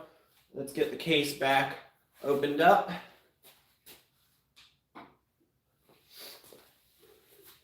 There you go. We got to see who else is in here other than Daryl still. Daryl's been dominating the chat, which is all right. He needs someone to talk to lately. But, yeah. Black sneakers. These are gray. Gray, not black. Do you hunt big game? So I'll be taking the compound bow out this upcoming deer season for deer. And then the recurve bow, which we've also been using today, I'm going to use for squirrel. So yeah, I mean, I guess deer does categorize as big game. But yeah, so deer, I suppose, I'll be hunting with this one in the future. Take off the limb legs, and these are pretty cool. So they're like spring loaded. They sit like this, and then when you open them up, they try and clamp onto the limbs, and that works out well. Take off my bars. No! I see it. I got a visual. All right, it's right there. I can go grab that in a minute.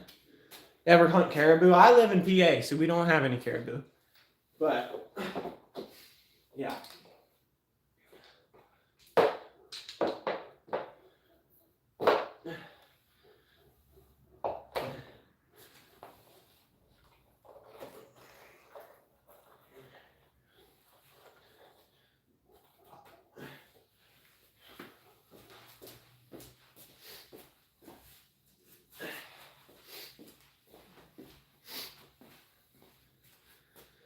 Cool gray sneakers. There you go.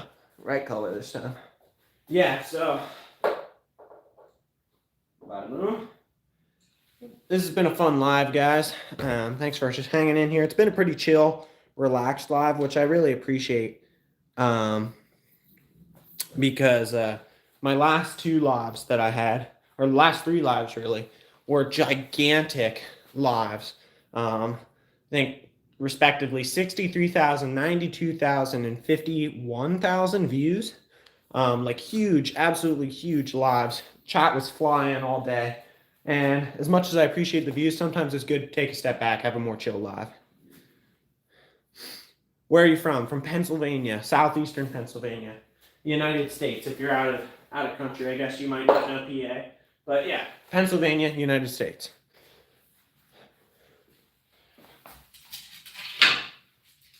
All right, get my arrows back in here, release goes here.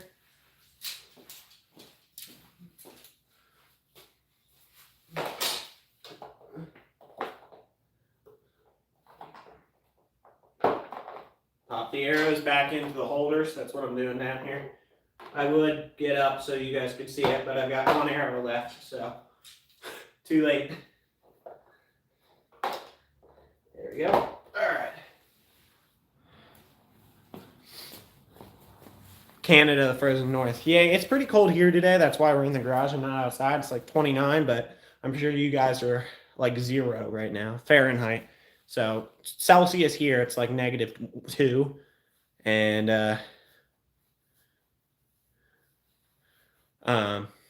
yeah, sure, possibly, Daryl. Just let me know what you need, and I will let you know if I can do it.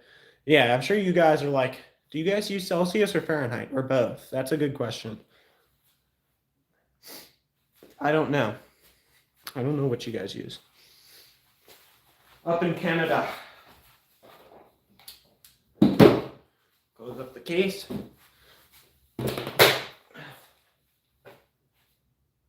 Celsius. So yeah, here it's like -2 Celsius right now. So it's not warm. But it's not like, it's probably not there. Let me know what you guys are in Celsius right now.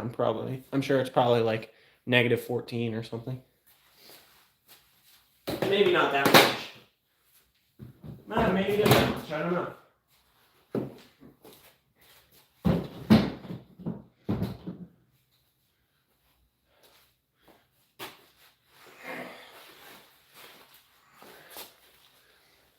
Cindy Lou says hi. Oh, hello. Yeah, this target is much heavier than the previous version was. I can still curl it, but it's probably 35 pounds or so. It's kind of awkward to curl, but it's much heavier than the other version. Daryl, just let me know what it is. -42? Jeez. -42 Celsius. So I'm trying to do math in my head. I'm an engineering major, so I'm pretty darn good at math. But Celsius to, I don't actually know the Celsius conversion. I'm just gauging it based upon references, because 100 degrees Celsius is 212 degrees Fahrenheit. 0 degrees Celsius is 32 degrees Fahrenheit. So like 29 degrees Fahrenheit is like -2. I can just like kind of estimate that. But when you get to -42, I'm not exactly sure where we're at. That's quite a bit. I know that much. -42 degrees. So you're at like -8 degrees Fahrenheit. Look that up for me, someone, and see how close I am. That's my bet. Official bet is -9 degrees Fahrenheit for my mental math on Celsius to Fahrenheit. What is -42 Celsius in Fahrenheit?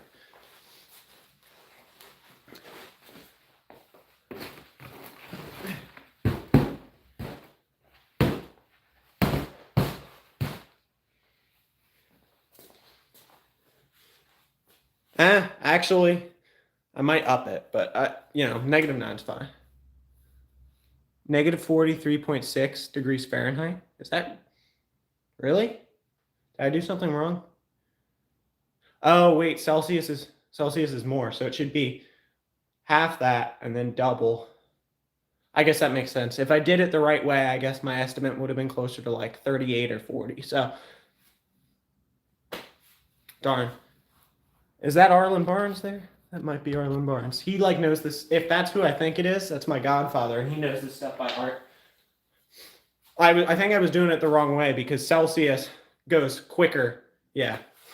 See, he knows this stuff by heart. Celsius goes quicker, if you know what I mean, than Fahrenheit does because, like, from freezing to boiling is 212 212 minus 32 degrees in Fahrenheit, and it's only 100 degrees total in Celsius, so it goes quicker. I just mentally lost that fact. Tuck in your loops so you'll not trip up. Well, my loops are short enough they don't hit the ground, so I'm all right, Daryl.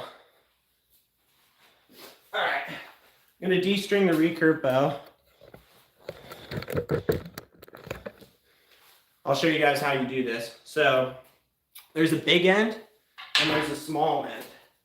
This is just paracord, but there's a big loop, this one, and a small loop, this one. And they're only slightly different, but this is a small loop that goes over the end of the bow. This is a big loop. The big loop is designed so when you take it, you can slide it down the limb, and it keeps that bowstring from untwisting, but it takes the tension out of the bow so that in temperature or in moisture, because this is wood, if it warps, things don't get wacky, because if you have it under tension and it warps, that's not a good thing. So what you do is you slide the big end over the big end, and you actually put it on the limb, like the arm itself, and then you take the small end and you hook it on the, like over top of the loop in the groove where the actual string goes. So that this one will stay in place and this one can slide. You step on it, and then this will pull down the limb, holding the tension of the bow, and you can take your fingers, pop this little loop off. I'll stand this way so you can see it. Pop this little loop off, slide it down to the limb. The string will be out of tension. There will be no tension in the string, and then you can slowly let it down and take the tension out of the bow. Everything's safe, everything's easy. So I pull up. Now the bow stringer under my feet's holding the tension. I can do this, slide it, slowly let down the tension, and now take it off, and that's what the bow looks like. There you go.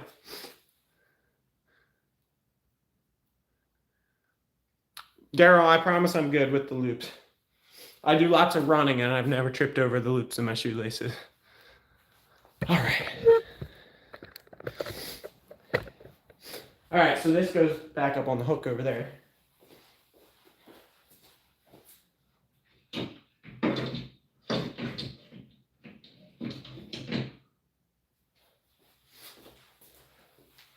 All right. I find it so funny how I was thinking I'd probably be being mentally or like silently judged by my godfather if he was here, because he's got like the Celsius to Fahrenheit conversion all down in his head and all that sort of stuff. I don't remember what it is. It's not hard to do. I just don't remember what it is. And then all of a sudden, out of thin air, there he is.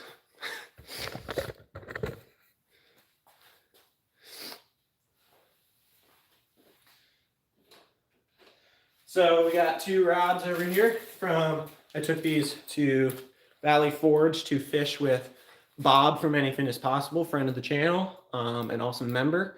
And Raptor Will, also another member and friend of the channel. We fished prior to the Philly Fishing Expo. We all went together. They caught a couple brown trout. I caught a brown trout. These were the rods I took, and I'm yet to put them away, so we're going to put them away now. Daryl missed mom and dad. Yeah, I understand that. It's tough to not have family when you're in the hospital.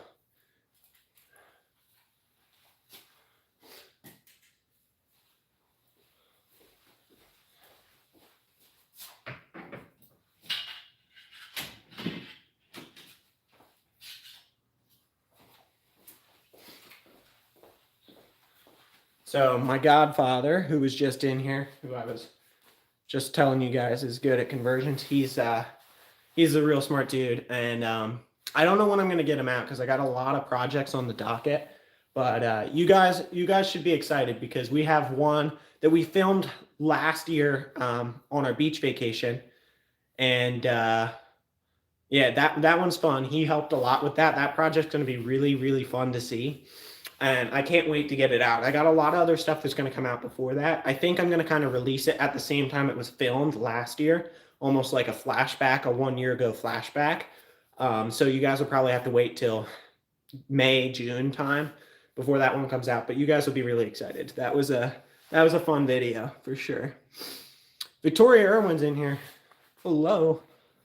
That's my beautiful, amazing, wonderful girlfriend. You're right on that one. Yeah, I know. It's tough. My grandparents, whenever they unfortunately make their way to the hospital,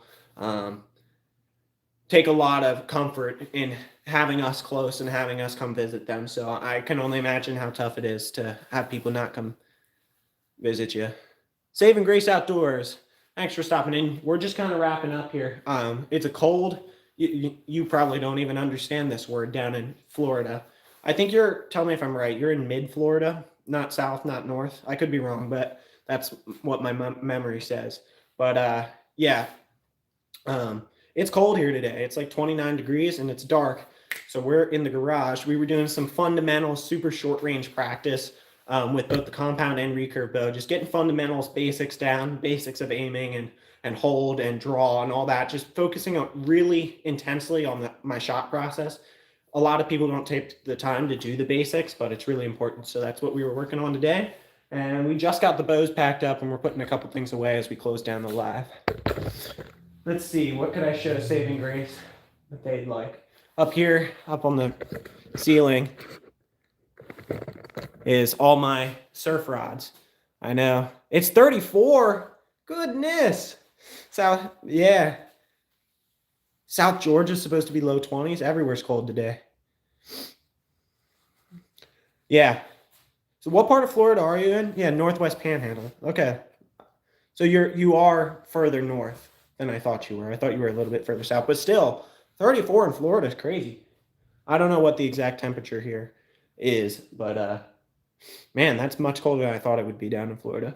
But yeah, those are all my saltwater rods. That's like stuff you are accustomed to. But granted, in Florida, a lot of people don't use big, long surf rods because the waves are so flat, you don't really need them to get out there. But yeah. Yeah, Daryl, it's always good to have people to visit you. I'm sorry I'm not, able to come and support. I try to do my best to, show the love of Jesus and kindness to everybody I can. And I totally would extend my fullest ability to do that if I was there, but unfortunately I'm not. So put away another rod. See, but Saving Grace, this is something that if you didn't watch Bob, you'd be like, what the heck is that thing? But you use 10 and 11 feet. Yeah, interesting. I know a lot of people down in Florida. Maybe I'm wrong. Maybe it's just like the people I tend to watch or tend to see on the internet. But I know a lot of people use like 7 to 8 footers, not the 10 to 11 footers that we typically use up here in the north. I guess you'd be the person to ask. So let me know if that's true.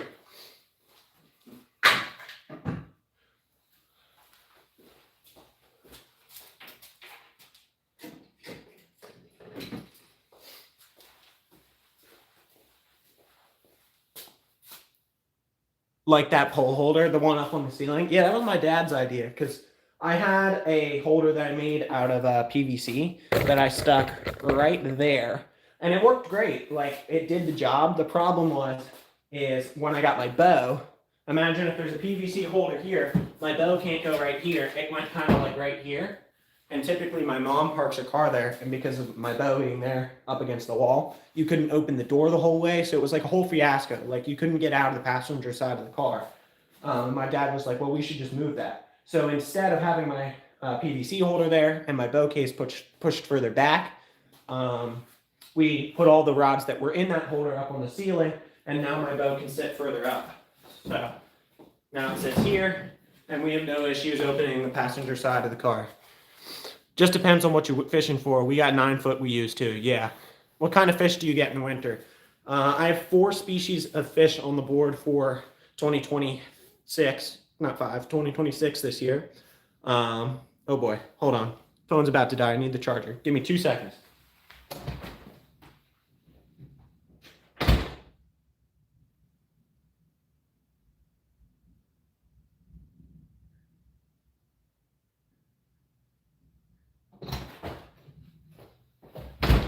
All right, we're back. Bear with me with the weird camera angles for a second as I get it plugged in.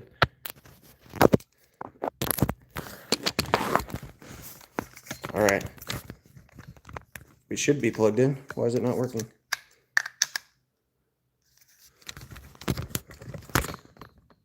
That's weird. I don't know why it's not working. Well, hold on.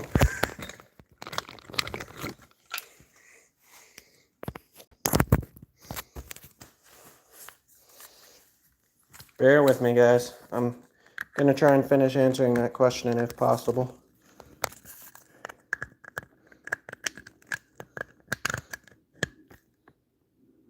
Okay, so the power bank isn't working right now. Hold on.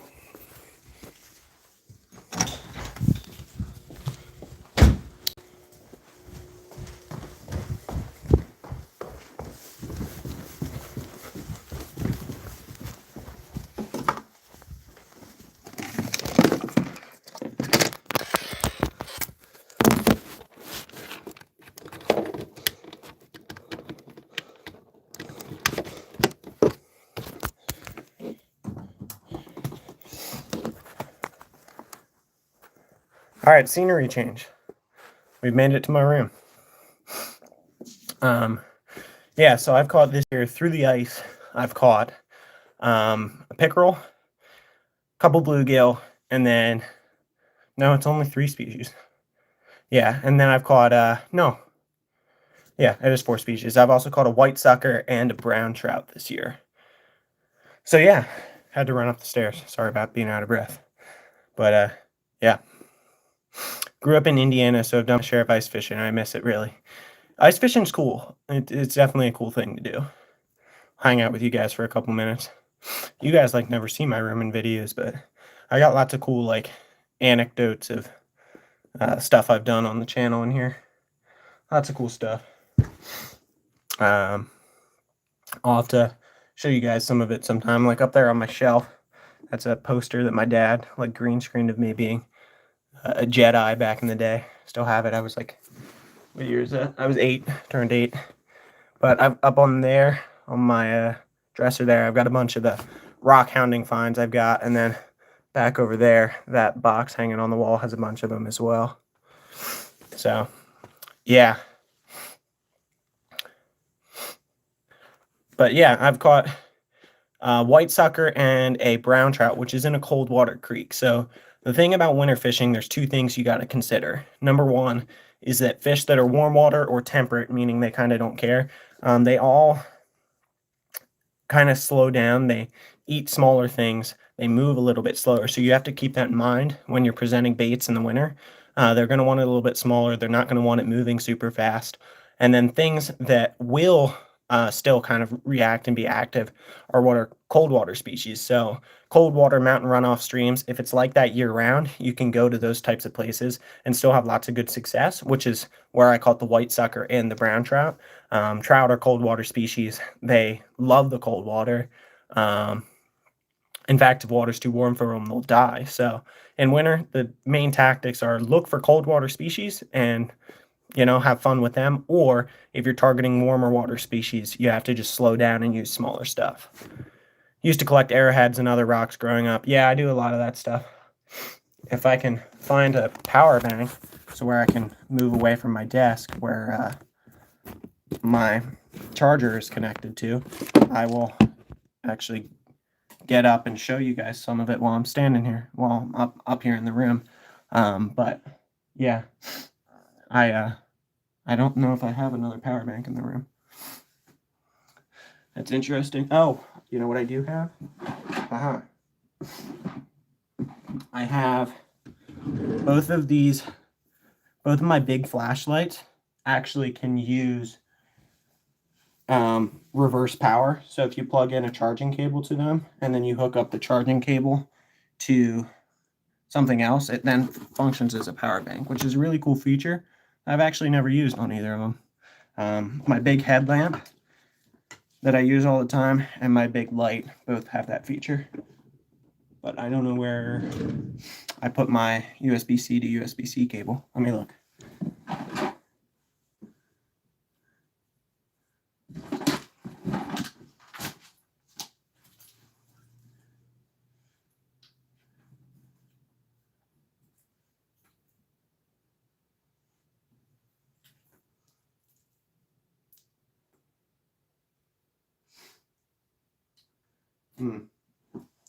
I also think, do I have an adapter somewhere?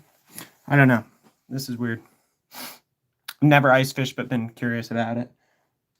Well, next time I get to see you, which I don't know when that will be, actually. Next time I get to see you, I'll tell you about some of my ice fishing adventures. Oh, I know where something I can use is.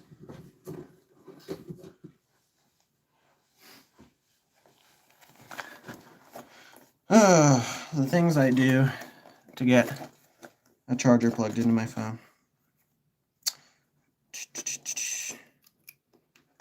All right, do that.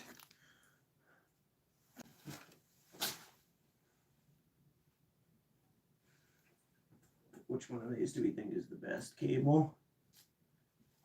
Probably this one.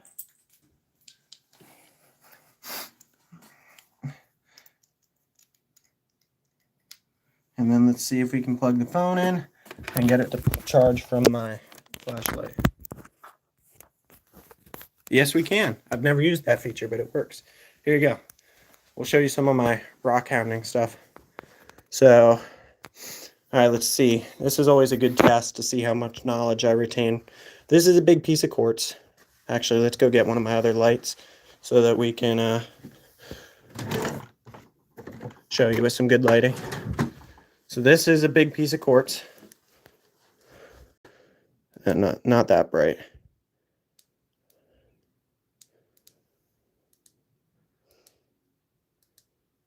Of course that dies. All right, we'll just, can I use this at the same time? Oh, I can. I'm learning new features of my light as I'm hanging out with you guys. Here you go. All right, so we can use the light at the same time. This is a big piece of quartz.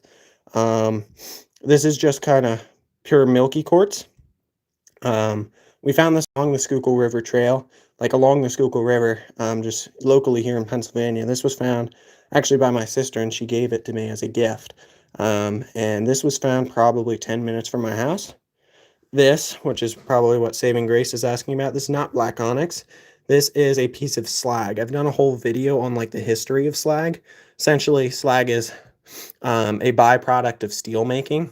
Imagine lava. When you cool, if anybody knows what this is, when you cool down lava really fast, it makes obsidian. That's essentially what this is, but the lava isn't natural lava. It is a byproduct of molten steel. And when you cool it down really fast, you get this glassy stuff called slag. That's what that is. Very big part of the history and heritage here in my area, and using the Schuylkill area for that sort of stuff. And yeah, so that was found along the Schuylkill River as well. This is stuff I brought back from Granby, Colorado. That is a big like circular piece of, or spherical piece of granite. It's got much more detail than I can probably really show here on camera, but it's a really cool piece. These are all combinations of basalt and quartz that form these really cool marbled patterns. I've got a couple of them in my collection. So I put them together here, and then this is fossilized ferns. This is a gift from my grandfather. This used to be his. He was a geology teacher, so he used this in teaching. This is a big razor clam, a full-size razor clam. I find pieces of them because they're so long and brittle, easy to break. You almost never find a full one, but I found this full one at Outer Banks, North Carolina this year. This is actually cool. This is another piece of, or another byproduct of steel making. So the slag is when the lava-esque type stuff cools down really fast. And then this is another byproduct, also found on the Schuylkill River on an island. And all these bubbles are formed when it's cooling down. It's a really cool, like, porous rock. I found that on an island while kayak camping. This is the twist, the inner twist from a conch shell. This is a cool half and half, like dead down the middle. You can see that line rock I found in Colorado. The top is some sort of granite. I don't know what the bottom is. This is a big many-lined crassinella. Actually, in the shell case, I have a tiny many-lined crassinella. That guy. No, it's this one. That one. But this is a big one that I found Outer Banks a couple years ago. This is a big arc, really big one with some cool patterns. That is something from Hawaii that my aunt brought me from a trip. I don't actually know what it is. That's a big banded Atlantic surf clam that my sister painted with my name and a fishing rod. It's my collection of garnets from my gold panning. That's my gold, which you can see in the bottom there. It's just a little collection. Some random things I found while panning. Bunch of small shells. This is an agate slice, and this is actually a replica of that giant ray that I caught. You guys have seen that video on the channel. It's a replica bullnose eagle ray. Still my biggest fish ever. And then when we come over here, I've got this cool display case that my aunt and uncle got me for Christmas. I'm not going to go through all of these. That might be a future live going through some rock hounding stuff, but lots of cool shells and rocks in here. Fossilized stuff. Check this one out. That's one of my favorites for sure. Yeah, this is definitely like its own individual live topic one day. If you guys want to see something like that, where I like kind of get everything out, I'll probably come up here, and I actually have boxes upon boxes sitting down here of stuff I found, and we would have to do like a whole live topic on it. We could come up here, get all that stuff out, set it out on my desk, and do like a whole talk about where I found it, like how to identify where I look for certain things, and then talk about some of my best finds. The best finds that I have are the ones that are out on display. So you guys are getting to see some of the cream of the crop here in terms of what's out on display, because the stuff in this case and then over here on the shelf here are like the best stuff I've got. So you're not like, there's other cool stuff for sure, but this is like my favorites. So you guys kind of got to see the glimpse of my favorite stuff I've ever found. But yeah, there you go. I don't really ever do any sort of filming up in my room, but there is cool stuff. Also, sneak peek. I'm going to do this. I don't normally do this on public lives, but I'll show you something that's on an upcoming video. I've been working on what's called gyutaku, which is fish printing art. It's a Japanese form of art. I have the video mostly done, but there's a couple things holding me up from finishing it. I'm working on it. I'm almost done. And when I do come out, you guys are going to get to see the process of how I make them. But I've got two out on my desk. I made that. That's a brown trout I printed. And then over here, this is fish I printed as well. So yeah, you guys are going to get to see the behind the scenes video process of how I learned to make those soon in a video as well. What else I got here? This cool. Here you go. Fish of North America, and I've got check marks next to all the ones I've caught. I've caught a decent number of them. Like, look at all the check marks compared to, these are just general fish. So this is Central, East, West Coast states. So it's kind of the overall fish of the United States. And I've caught a decent number of them. Obviously, there's way more fish species than this. These are just common ones. Yeah, there's cool stuff up in here. Different stuff from the things I do here on the channel that, maybe you guys don't get to see in its final resting place or you haven't seen. But I just never film up here because there's much more interesting things to do actually outside. But as it's cold here in the winter, maybe that's something I'll do in the next couple weeks. Come up here and do a little bit of filming on some of the rock stuff or something like that. Let me know if that's something you guys would like to see in the future. I wish I was missing me and my dad went fishing. Oh, there you go.